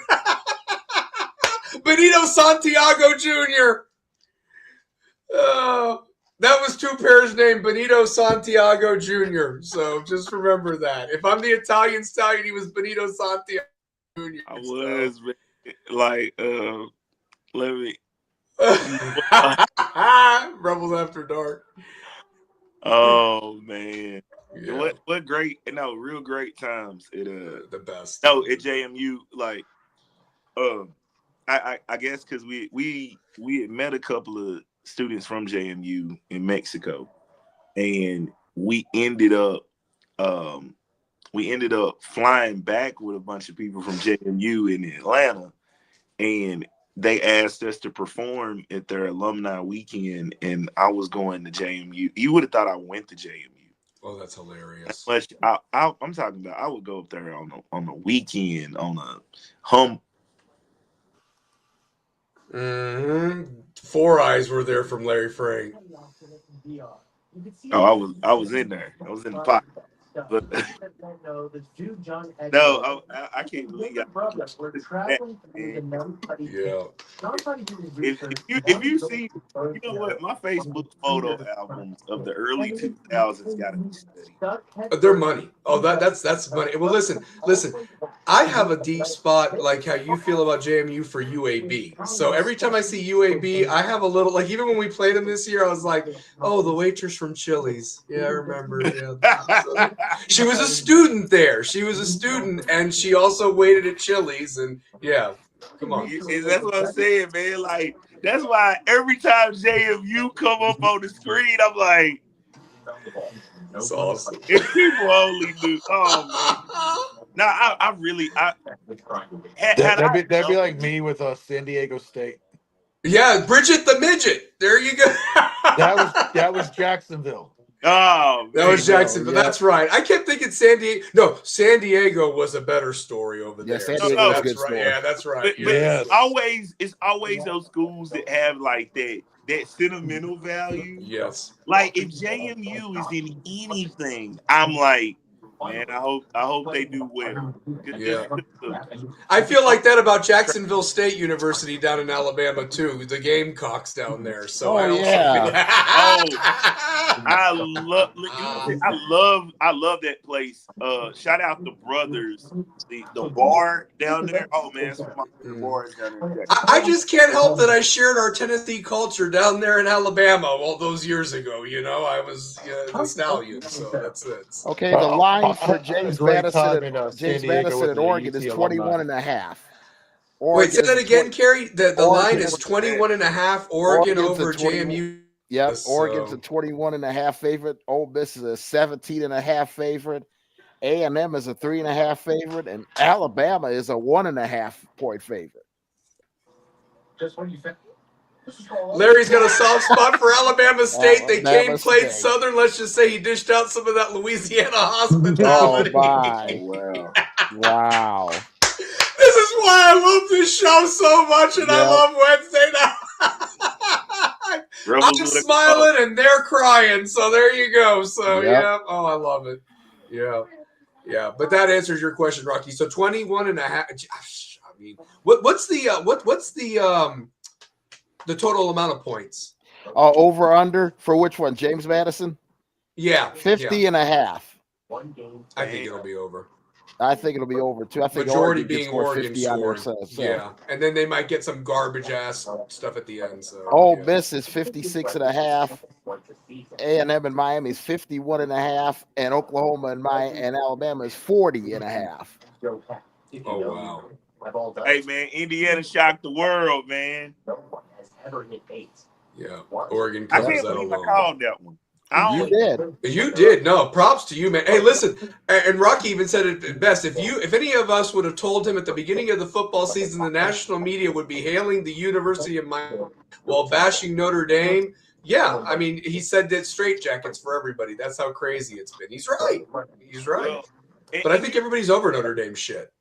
I just think like the way Notre Dame has complained, bro. Like, exactly. Oh, okay. Tell me, did you see a different game when Miami played Notre Dame? Miami absolutely they beat them. If we had taken the pedal off the metal, honestly, in that fourth quarter, and Miami was guilty of that a couple games this year, it almost came back to bite them. It did bite them. But the problem is hopefully they've learned their lesson. They should have won that game easily, two-pair. And I'm taking my orange and green glasses off when I say this. They should have won by 2 touchdowns and not just a field goal. Like, they should have won by 14 legitimate points. So, yeah. And they were the underdog going into that game. They were a 3.5-point dog, if I'm not mistaken, going into that game. And they were the home team. So, I think you can't cry over spilled milk. Shane, I'll tell you this. Hey, how about this one? You know, Tupper, you had a great argument earlier. Let's give Notre Dame Alabama's schedule. What's Notre Dame's record? 7-5. I was going to say 8-4. 8-4 on a lucky day. That's what I'm saying right there. I've never seen a school that picks their schedule get mad at the outcome. Mm-hmm. Yep.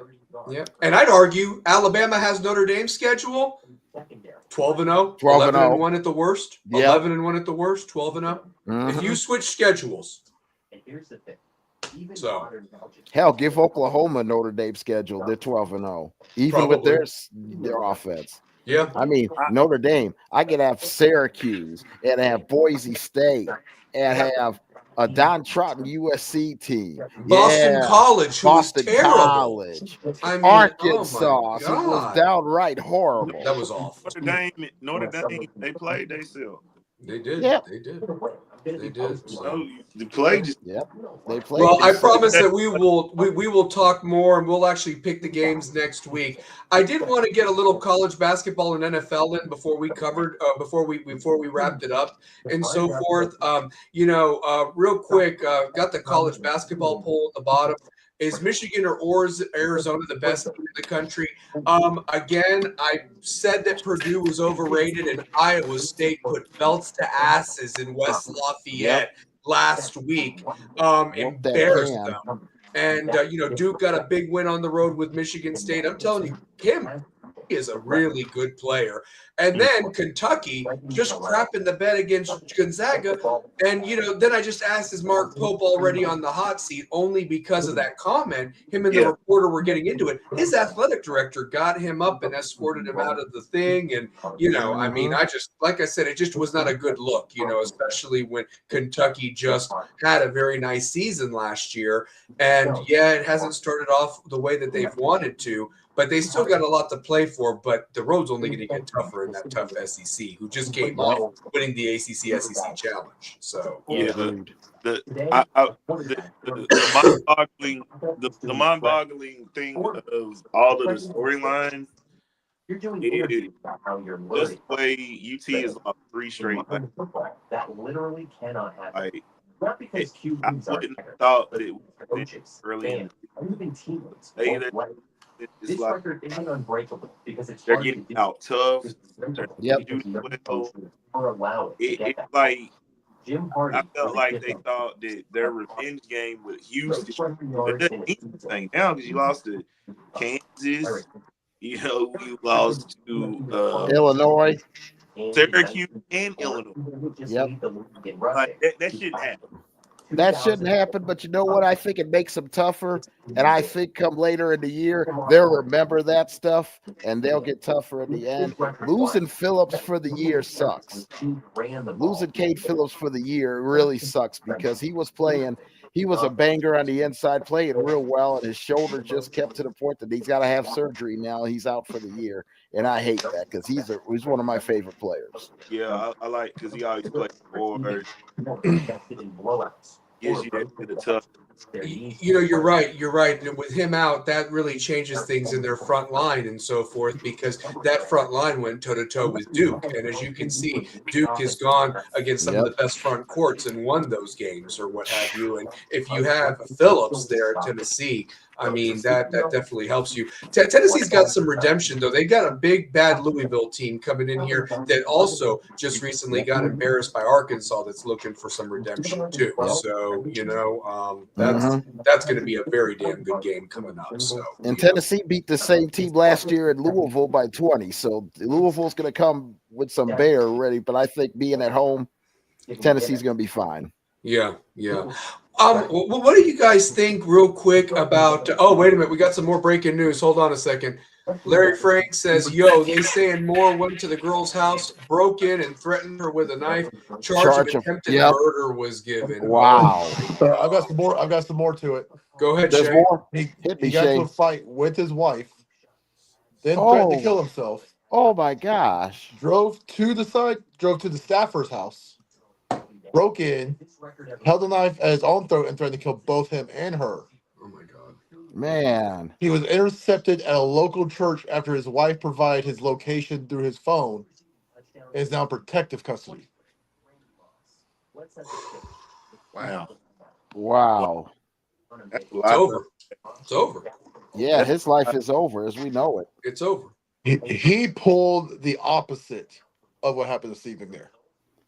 Oh God, yeah. Yeah. It's the exact opposite, but same situation. Same situation, but complete opposite. Man. Damn. Can I just ask this? Can I just ask this? So all of these charges came about because he lost his job. So what I'm getting at is he could have been fired. He collects the $6 million and maybe just, I don't know, maybe his wife divorces him or whatever.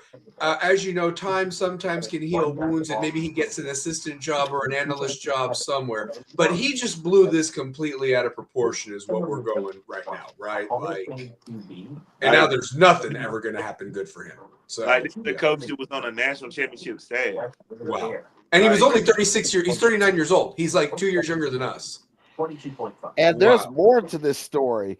Guys, the girl that he was cheating on her with, he gave her a 55% increase in pay out of nowhere. Hush money. Hush money, exactly.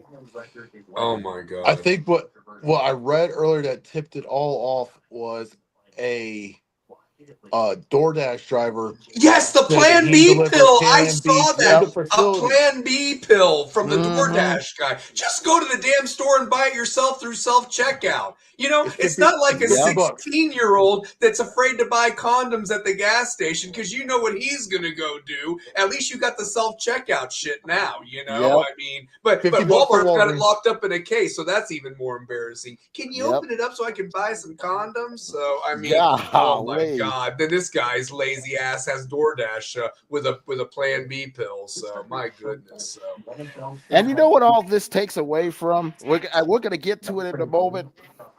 My favorite story of the whole entire week. The fact that Phillip Rivers, 44-year-old grandfather, Oh my is God. back in the NFL playing. Let's for talk the about it. Colts. That's my favorite story. How in the world is this happening? In What year is this? What's going on? I mean, if you're talking about Rocky's comment about the Miami being loved and Notre Dame hated, it's Bizarro world, guys. It is damn This is bizarro. 2025. Did they turn on the Hydron Collider again and we jumped timelines again? We did. Somebody's the butterfly effect. and So he's yeah. wearing Daniel Jones' number. Yep, because they gave him permission. Oh my Because that God. was his number for his career. Larry Frank right here. This is the line of the year. The Yep. affair got him fired. The Fired. post-affair Yep. actions cost him his freedom. Yep. Yep. So You've From got football- you've got kidnapping, attempted murder, extortion. extortion. This dude went from the penthouse to below the outhouse Hey, in 10 hours. real quick. He's in the new version of the doghouse. The Rays that you guys were talking about, I don't know why my mind went there, but I'm a Seinfeld fan, and all I remember is George Costanza literally hires the most unattractive woman to be his secretary, and then gets so turned on by her, he screws her, and in the middle of it, he yells, "I'm giving you a raise," and Steinbrenner's paying her more than him, and he's like and it was like, I'm just like, oh my God. I don't know why that just came across my mind, but oh Lord. I'm This is giving you a raise. 2025. I can't believe this stuff is terrible. happening in 2025. And Phillip Rivers, 44 years old, going out there, man. So, I mean, and then look at some of these scores that happened, by the way. I mean, the Commanders, and real quick, because I know you guys are always curious about it, here is our taking for who? The Titans managed to get another win, 2-11. The Raiders are 2-11. The Giants are still only 2-10 because they were off last week. The Saints are 3-10. The Jets are 3-10. The Browns are 3-10. The Cardinals are 3-10, and the Commanders are 3-10. I mean, this is just a collection of absolute garbage, trash shit, all rolled into a toilet paper roll. Honestly, I mean, wow. Oh my God! Look at some of these scores. The The NFL Commanders stands didn't even for show No up. Football League. I mean, here's the Vikings that didn't score a damn point last week against the Seahawks, and then win 31-0 themselves against the Commanders. So, Dude, they turned into a whole different thing. The next, well, given I think Party played, right? So yeah. For sure. Wait a minute. Look at this. This group of teams is more ass than a stripper. That's the clap right there, baby. Oh, man. You saw me laughing. For that. Wait a minute. Wait a minute. Hold on. Yeah, man. That deserves That's one of them Def Comedy Jam laughs when people are jumping out of their seat on the floor rolling. That's one of them. But hey, real quick, is it too soon for this one? Wait forever. Think about how hard it is to win 10 games. Sorry, I just it's not too soon. Not too soon. So anyway, shoot. Hey, all those teams get this. Yeah. Just My terrible. God. Just awful. So, I mean, oh my God. So good. So This good. is- Let me see here. this There was another comment I missed. Hold on 1 second. Shout out to Carrie. I love it right there. Absolutely. You bet. Shout out to the coach of the year in the NFL, Mike Tomlin. Oof. Oh yeah, and the game where they took away a touchdown from the Ravens when that was clearly a what's a catch? That's gonna be the question of all questions. What the heck is a catch? Hey, I'm gonna ask this. No, I'm gonna ask this. Is it time that they go in another direction, or do you let them ride it out? I think it's time to I think the ship has sailed. This is like a Marvin Lewis Bengals situation. I hate to say it like that. I really do. It's not time. just for Tomlin, It's time. but I think for Harbaugh too. Harbaugh's been there the same length of time that Tomlin's been. I think it's time for a new voice there too. Harbaugh's got one. So let me just ask this: Is it time that they go in a different, like, has their era, is this past their time? Yeah. I mean, he just doesn't have the quarterback. I mean, I can't believe they went with Aaron Rodgers with everything that they could have done. I think if they would have just found the right quarterback, and that's what screwed them. I mean, realistically, to go with old man Aaron Rodgers. I mean, at this point, so they don't even messed have the it up best with version. Roethlisberger. They never had a plan after Roethlisberger. They didn't. Now it's up for the roost. Yeah. And the same thing, Baltimore may end up running into the same problem with Lamar. Lamar's the hell. Lamar. Hey Nick. Hey cousin. Good to see you. Hey, and I think with Baltimore, it's going to be the same thing. Lamar's hurt. Lamar is so much more hurt that he's letting on, and it's affected everything. And they may miss. I don't know what's going to happen with them, but I think it's time for a new voice in Baltimore too with Harbaugh. Do you know? Watching that Bengals. Why would you take out Shador during a 2-point conversion? Oh my God! Oh, hey, listen, we've got you stink coming up. So I want everybody getting ready because you'll love mine. I might offend my brother with who I'm going to say, but my God, I'm telling you, that's just horrible. There's a couple of people that think. Oh my God! So hey, real quick, LNV coming in at late night. She said, "Welcome, dear." She said, "Perfect time and talk for the stripper talk." Yep, for real. Yeah. Make it clap. Yep. No, absolutely. So you ready for stripper activities, Robbie? Oh my gosh. I love it. So yeah. Larry goes, fire Tomlin and take that bum Aaron Rodgers with you. So by the way, do you know what name is missing from this list that was firmly at number 1 or number 2 just a few weeks ago? The Miami Dolphins. And they play those Steelers on Monday Night Football. How do you imagine that? Is Miami 6-7? Yes, and they still have an outside shot to make the playoffs. They have the same record as the Kansas City Chiefs. Can I think say about that? Who had that on your bingo card for 2025? Can they give Mike McDaniel to weather this type of storm? Yeah, they sold all the best players after Tyreek broke his, you know what? And they fired Chris Greer, and they fired a general manager. Okay, so how much of this is Mike McDaniel coaching his ass off? He's coaching quite a bit. He's coaching. I mean, yeah. And I think that the schedule has been favorable. I mean, they could technically, they won't, but they could win out. I mean, they could win out and finish 10-7. It's like, I don't even think they realize they got a good coach. Think of it. When Tyreek went down, y'all said, fuck the season. Yeah. Literally. I would have. And then Mike McDaniel shit, I got to make it look good so I can get another job. he may have kept his one in Miami easily. Now, they found the girl. They did. The staffer. Is she a blonde girl? Yes, she is. Oh, I'm afraid. I knew it. Boy. I've got a picture. You got a picture? I do. Yep, so do I. Them blind bunnies gonna get you caught. Wait a minute, hold on. Give me a second. Y'all just fill it. So hold on. Here at Rebels with a Cause, we'd like to give a disclaimer. The rules. Yeah.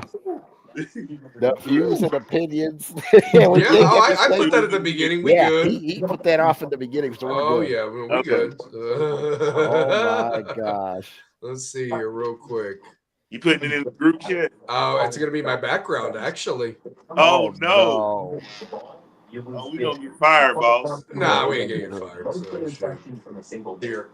Is it her? Shane, is it her? Yep.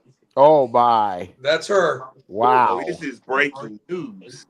Breaking news here on Rebels with a Cause, man. Oh man, she got that man fired. She got that man fired. My God. She got that man fired. And then there's that guy that's named Stallion for Michigan in the background over there. So you got two stallions and the side piece right here in this picture. Oh so my there we God. go. So, Hey, you know what? That might be a new segment. She got that man fired. You got that man fired. So Shoot. Hell, fired. He's in jail. He's probably going to be in jail for a while. Yeah. I'd be fired too. I ain't gonna lie. I'd be fired. Boy, I hope she's. I hope single. I can do whatever I want to. Yeah, hey, you know what? Now I can do the Kanye West song. 18 years. 18 years. He got about 30. No, let me ask you this. Now, did she keep the baby, or did she have to have the? No, he paid for the abortion. So she doesn't even have pregnant anymore. She's not pregnant anymore. Oh my God. He didn't get the plan B. Didn't get the plan B in time. Yeah, he paid for the abortion. Jesus. This is awful. This is nuts.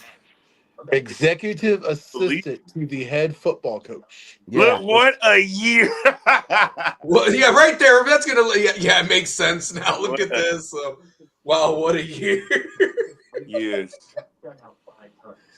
Oh Lord. You know, I always said my dream is to be a fired SEC football coach. Just let me be a single football coach. Yeah, she apparently did LNV. So she did have the abortion. She did have it. Yeah, and it wasn't enough. He had to kick down her door and threaten to kill himself and her because of his fuck up. So oh my God. Just ridiculous. You need to go find the DoorDash drivers. We need to do. You know what the bad part is? He makes Petrino look like a saint with the motorcycle accident. Yeah. He makes him look like a saint. My God. This is... You can't make this up. This is a Hollywood movie that can't get made up. Yeah, this is a Lifetime movie. This is one of them Lifetime movies. Yep, it is. This is a Lifetime movie. You know what the sad thing is? This is the advice he should have taken from Notre Dame, his rivals to the South. Quit when things don't go Sherrone, you should have quit when things didn't go your way. Just don't make it worse. Just quit. Just leave, man. That's it. And that's all that's gonna happen. And he was married with 3 kids. Oh, what a disgrace! What a disgrace! You stink. This Can you imagine with his poor children? I don't even know the ages of these poor children. This home has been wrecked because of his actions. This home has been wrecked. I mean, what a sad individual. Yeah.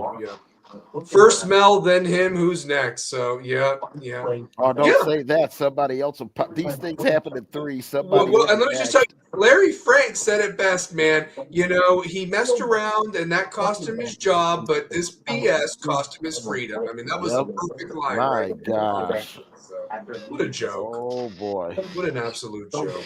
Tell me about it, man. This is just Carrie, I want to get to your segment before we get to They Stink and close it out for the night. But what are some of the big games this week, brother? Honestly, enlighten us. So couple of big games this weekend. We got Bills versus Patriots on Sunday in the 1 o'clock window. AFC East title probably on the line. If New England wins, they'll win the division. If Buffalo wins, we still have a race because Buffalo only be 1 game back with 3 to go. And New England's got a tough schedule to finish out. Denver's got a tough schedule to finish out. And that's the other game I want to talk about is Green Bay off that win against Chicago. Before they play Chicago again next Saturday night, they go to Denver in a possible Super Bowl preview with 2 of the best defenses in the game with Micah Parsons on one side and Benito and those guys in Denver. Could be a low-scoring, exciting, pretty good physical ball game. Those are the 2 I'm looking at, and there's not a lot of other next weekend, but weekend before Christmas, there's some attractive stuff next Thursday, as a matter of fact. Rams at Seahawks. Yeah. could decide the #1 seed in the NFC. And there's a lot of teams playing their fantasy playoffs with players from both those teams that are going to really depend how that weekend goes for semifinal matchups. So Weekend, or finals. And then you got Packers versus Bears on that Saturday next week in Chicago. The rematch after that game they had last week, which was pretty good. Army and Navy is Saturday too, which is always one of my favorite college games of the year. Always one of my favorites, Army versus Navy. Yeah, and I've always been more partial to Army over Navy. I don't know why, but just I've always been more partial to Navy. I've always been more partial to Navy. Yeah, and maybe because, Shane, who do you root for, Army or Navy? I mean, I know Navy. Marines is kind of a branch of Navy. Right? So, yeah. Navy. Okay. We are the men's department of the Navy. Gotcha. That's coming from a Marine. Rocky had it best right here. Salute to all our men and women. Yeah. We are the. Hold on. What? Say that again. Okay. The Marine Corps is a department of the Navy. Yes. We are the men's department. They're the men's department of the Navy. That's great. That really. And that's coming from a former Marine, so right. Hey, that's the hardest shit I've ever. No such thing as former Marine. Once a Marine, always a Marine. Semper Fi. Semper Fi. Look at that. I celebrate the Marine Corps birthday harder than I celebrate my own birthday. You do. Yeah. You actually do. But I've always enjoyed Army and Navy ever since I was a kid. It's just something about the pageantry. The game has always been good. And both of these teams are pretty good. They're both bowl eligible this year. They're solid. They're both bowl eligible this year, along with Air Force too. So this has been a good year for the Armed Services team. Yeah, and Air Force. I remember Air Force had some solid teams back in the day with Fisher DeBerry as their coach or whatever. Yeah, so I remember Navy. I remember Napoleon McCallum. Great running back for Navy back in the mid-'80s. Yeah, Ethan Horvath. Yep, Navy quarterback. He's really good. I got Air Force Bo Morgan. Bo Morgan. Yep, Bo Morgan. So, yep. And then basketball. Everybody knows Admiral David Robinson played for Navy. All those. Yep. Who was there 6'6" and then shot up or whatever right afterwards. Shot up to 7-1 after he enlisted. Shot up to 7-1. I found the reasoning behind everything that happened with Sherrone Moore. Oh, Lord.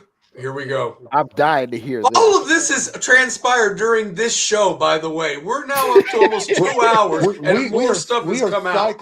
We are cycling back. We're going back in time to 2018. Let me read this tweet from Coach Moore. 2018? What a great week in Paris. Such a blessing to be part of the Michigan family. Off to the Ville for the weekend to enjoy the Kentucky Derby festivities. Trifecta Gala hosted by Diddy. Oh, Lord have mercy. Explain to them. Oh, man. That man. You can't go to a Diddy party and come out normal. That man can't even dodge the association. Rebels with a cause has become Howard Stern. Technically, that Stallion speaks on Sunday, but there's been a little Rebels with a cause has become Howard Stern. Damn! No!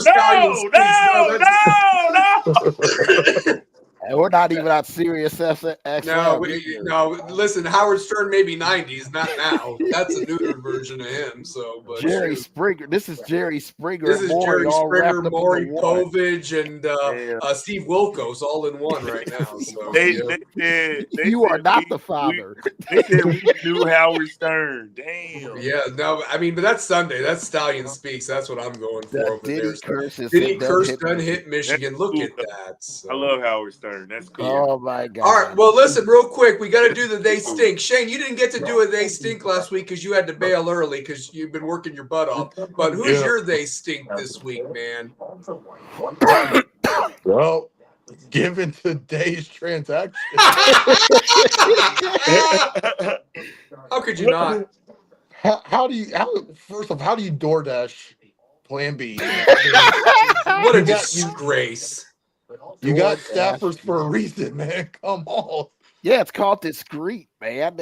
Be discreet. Montel ain't got shit on us. He said, Rocky said, I love it. So, hey, Montel was a Marine, so I'll carry the tradition. How about this? Johnson & Johnson's going to sponsor Michigan from now on. Johnson & Johnson. So, oh, wow. God. No, keep going, Shane. Sorry. Keep going. This is good. My you stink, they stink. Man, you just threw away your entire life For because you didn't want to wrap it up. Yeah. literally, and Larry said the pullout game was bad.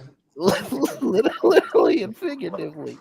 Can't even pull out the damn garage, probably.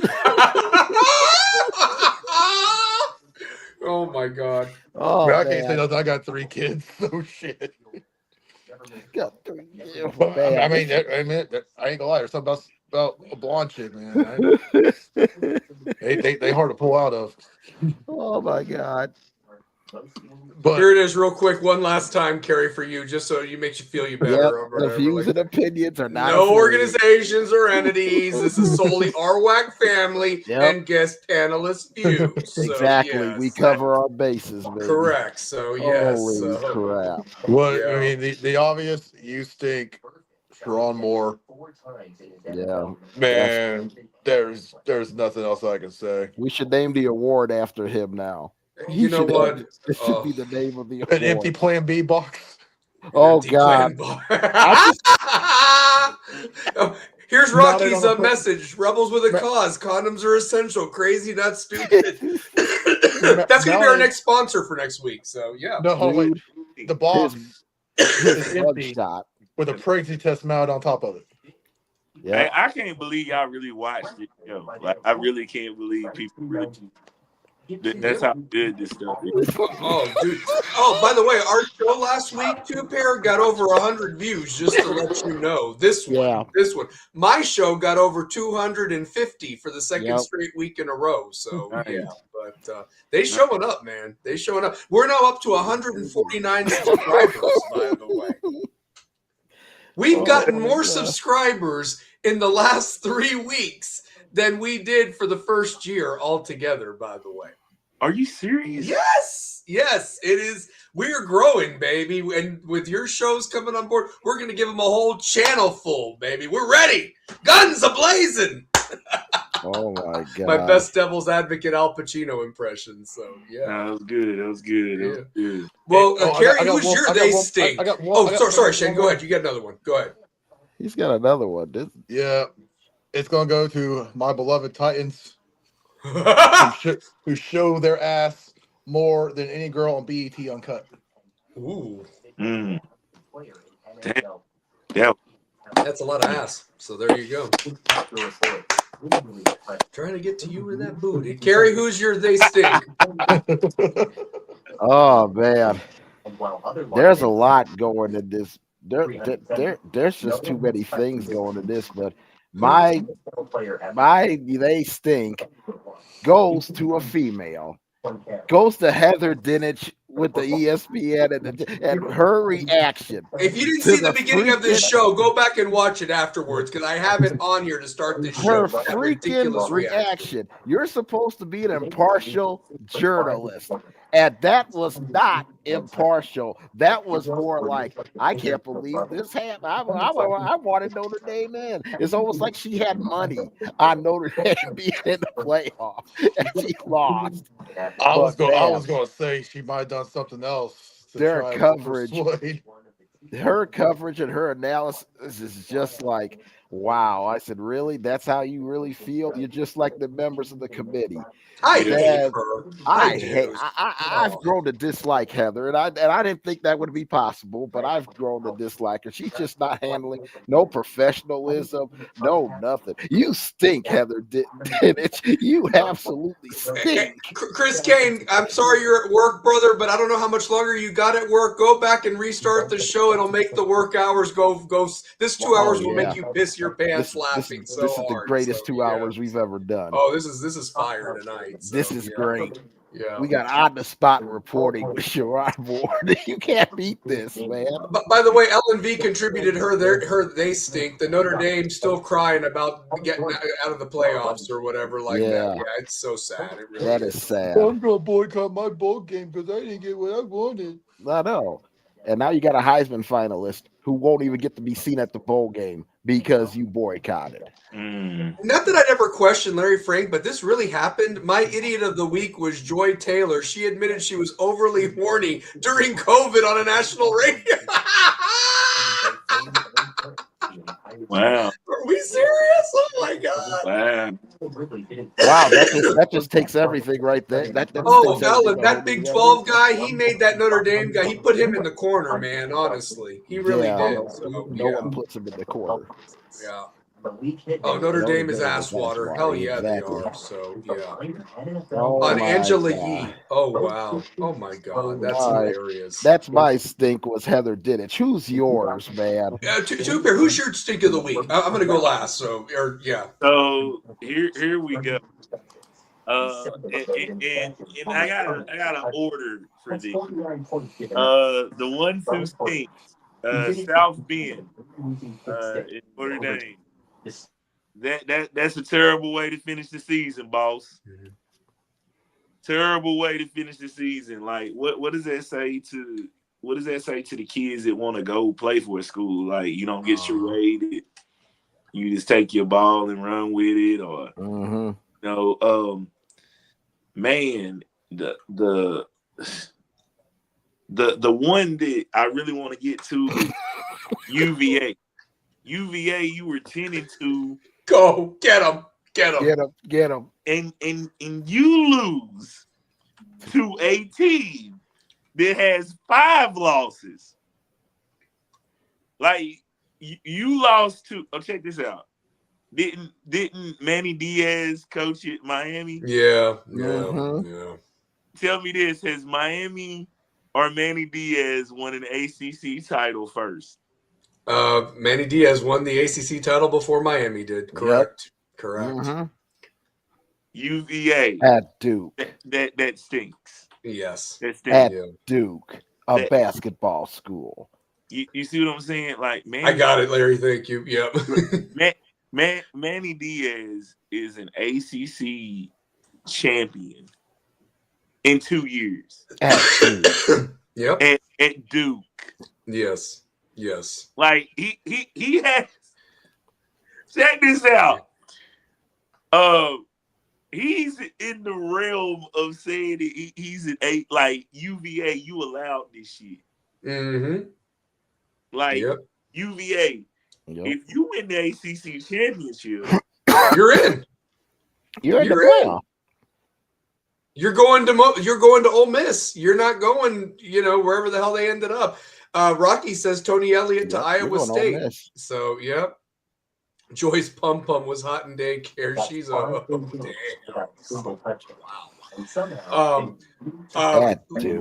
let me okay, so just so I'm clear, your stinkeroo is Virginia for the what happened. I told you I had a few. Okay, go ahead. Notre Dame, Virginia. Okay. Sherrone Moore. Goodness grief. Sherrone Moore. Oh. Yep. This is just. I'm gonna say this. I love watching Russell Westbrook in Sacramento, but they are so bad. Oh, they are. Most consecutive games. They do stink. But Russell Westbrook is playing amazing basketball. That job was a walking highlight. This is at the tail end, right? Like this is kind of on the tail end right now. And so I hope not. I hope not either. I think he's got like 3 more years, man.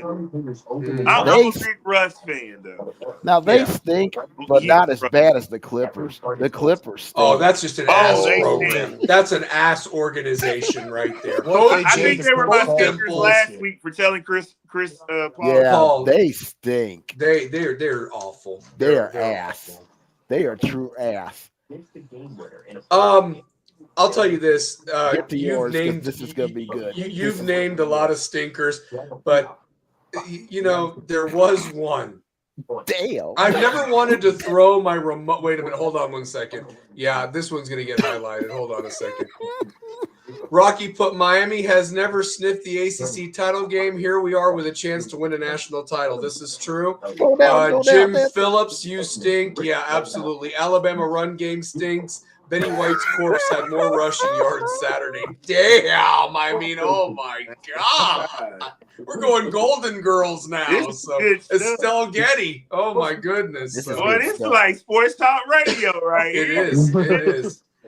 All right, so here we go.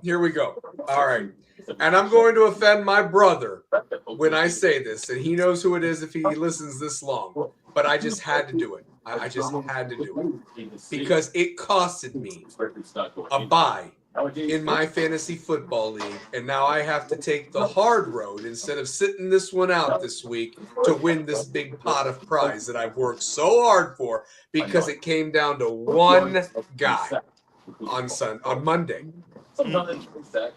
Jalen Hurts. Oh man. What the hell were you doing on Monday? You were playing the Chargers. You weren't even playing anybody that great. It was the Monsters Mash Inc. whatever crap game it was.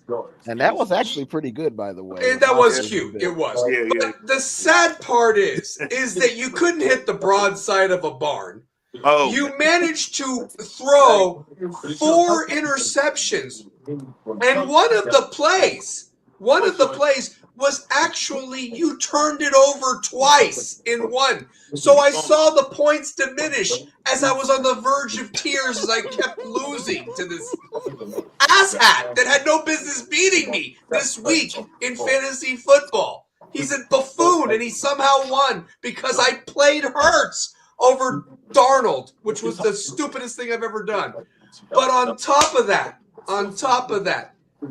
I had a sliver of hope as you were going down the field in overtime, only for the ball to magically go off of one guy's hands and safely into the breadbasket of a defensive back for the Chargers for the 5th and final turnover, and you ended up with 0.65 points. And the guy that I was playing had Jaden Daniels, who had 1 point in the fantasy football when it was all said and done. It came down to the 2 quarterbacks. I just needed 3 points to win. That's it. But didn't you see that Darnold was playing the Falcons? I know. You should have took Darnold. I know. And I was looking at the projection, and I shouldn't have looked at the projection.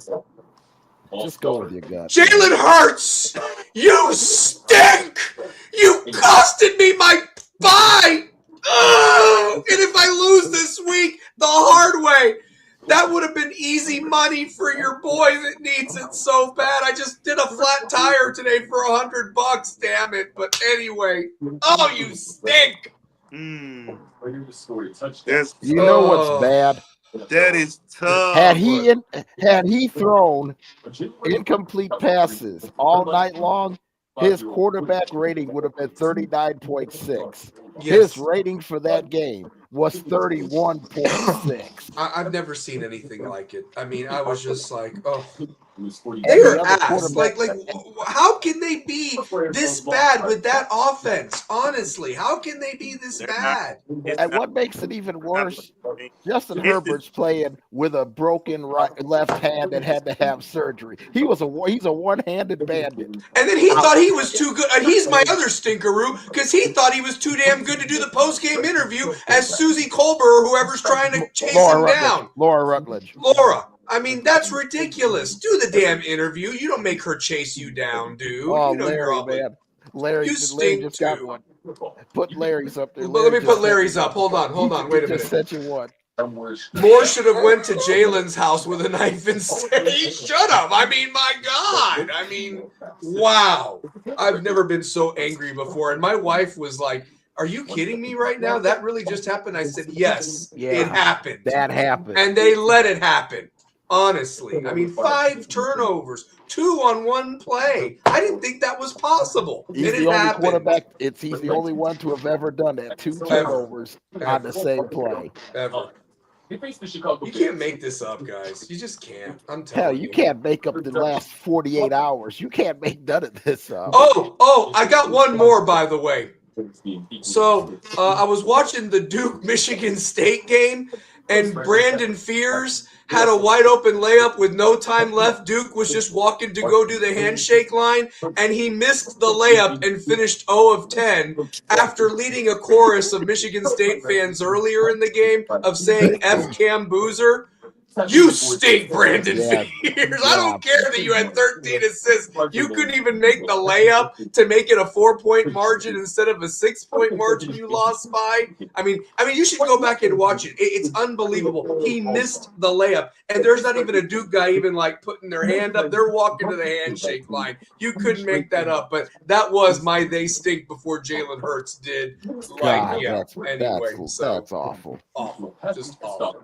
So, This was good. This was a good show. This was a good show. So, great. yeah, so. Wait a minute, hold on. Stallion, can't wait to see what's on tap for next week's show. How you going to top this one? Well, it starts off on Sunday, and then we're going to get these other shows rolling. But I can tell you this cause don't stop when that clock hits 0. So tune in because you're either with us or you're against us. So join our cause because we just started right now. We are just and you never know what we're going to say. That's right. You never know And what's they gonna ask me all the time, Stallion, what are you going to say next? Whatever the fuck I want. So there we go. So, yeah, that's what I say. There's my one F-bomb tonight. So, yeah. We're going to have some feeds over KFC since LNV loves it more than Popeyes. Yep, that's a real take. LNV loves KFC sides more than Popeyes. And this is the big debate for Rocky and her's little date. Is it going to be Popeyes or KFC? So there we go. So, yeah. Popeyes, man. Come on. So they do shit right. Yeah, we had that debate on Sunday, by the way, too, Pear. Like because I asked Popeyes, Bojangles, or Church's Chicken, and it was Popeyes, like a clean sweep. By the way. Yeah. So yeah. But anyway. Well, Shane, final thoughts before we part ways tonight, brother. This has been the craziest start to the offseason college, or the starting of the offseason for most teams in college football ever. I'm waiting for the next shoe to drop. I'm waiting for the next shoe to drop because something's going to drop. Something might drop. We still got, 3 weeks left in this year? Yeah, something might drop while we're sleeping tonight. Who knows, man? We're going to wake up in the morning, Lane Kiffin to Alabama. Yep. The board to Michigan. Yep. And they're going to both leave in the middle of the night. Save that prediction for next week. We're going to need that one. So, yeah, for sure. Or we wake up to more stories of Lane Gate. Yep. We're going to find out that Lane has a baby somewhere. Somebody got somebody pregnant. He got a baby somewhere else. Met her in the club. That'll really be the... And he'll name this one Batten. He named his last one Knox because he was in Knoxville. He'll name this one Batten. No, or Oxford or Ox. It happened at Ole Miss. Ox. Moore's draw is going to drop once Big Bubba comes in this. He's done, dude. He's going to be hoping for pullout game that time. Sweet meat. He's fresh meat. By the way, join us in 3 weeks for our 2-year official celebration as a show. I know we celebrated a 100th episode, but it's coming up on the 2-year anniversary, December 26th. Me and Two Pair started this show, and it's coming up very shortly that we start year 3 of the Rebels with a Cause, not only show, but journey. That's coming up. So that's a big monument coming up. That'll be big. Yeah, for sure. Anyway, you gonna eat your cornbread? Eat your cornbread. Can we dance with your dates? Dance with your Animal House. That was awesome. We were just leaving. So we were just leaving. Otis, my man. Carrie, what do you got? Yep. Oh man. This has been this off season is just an extension of the regular season. And we don't know what's going to happen. I mean, tomorrow morning we could wake up, something else will happen. Mm-hmm. Who knows? We ain't even played a playoff game yet, and that's not till next week. I know. We got fire through January 19th at least. And then you got the NFL in there too, So we got fire. And you got college basketball, So it's going to be great, man. And I got a feeling this ain't going to slow down. No. This is not going to slow down at all. I got a bad feeling we got more stuff coming. Oh yes, the And it's dominoes more are about to headlines. fall. Dominoes are about to fall. Major dominoes are about to fall. This Michigan job is going to may open up everything. And we didn't see this coming. We did. I didn't. No one saw this coming. Yeah. You know, I have a question real quick for you guys before I turn it over to Two Pair to close us out. If Sherrone had beaten Ohio State, would this all have come out anyway? Probably. Because Michigan was even kind of talked about as maybe being able to sneak in there with the 2 losses, remember? And yeah, because they would have played in the Big Ten championship game. Yes. If they beat Indiana. Boy, could you imagine if that Could you all imagine happened that? and this comes out? Yes. Yeah. Actually, be glad that they lost. Yeah.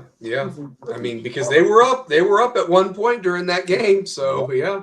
But anyway, but Two Pair, finish us out, brother. Close us out for another great show tonight, man. When like I don't even know where to begin. Like just the cool week in sports. And I want this to be a reminder. If you ever feel like you can't do it in life, just remember, Phillip Rivers was sitting on the couch and got back to an NFL job. Yep. You too, my friend, can do it as well. Hey, coaching high school ball. He's in the dead period in Alabama, so yeah, he's sitting on the couch. Coaching high school football in Alabama. Hey, To look at everybody in this room. Last year, we were all miserable and on our deathbeds, literally and figuratively, and now we're all thriving. We're contenders now. Hey, we're contenders now. You got that right. So there you go. You took it back to Major League. Oh Yeah, my God. Major League. Hey, the American Express card. Don't leave home without it. Don't Swipe steal home down, without Larry. Don't steal home without it. Is that you, Tolbert? Oh, I love it. I love it. So, well, guys, thank you. The chat box, the subscribers. One more time, I'm just going to throw this up there before we say goodbye.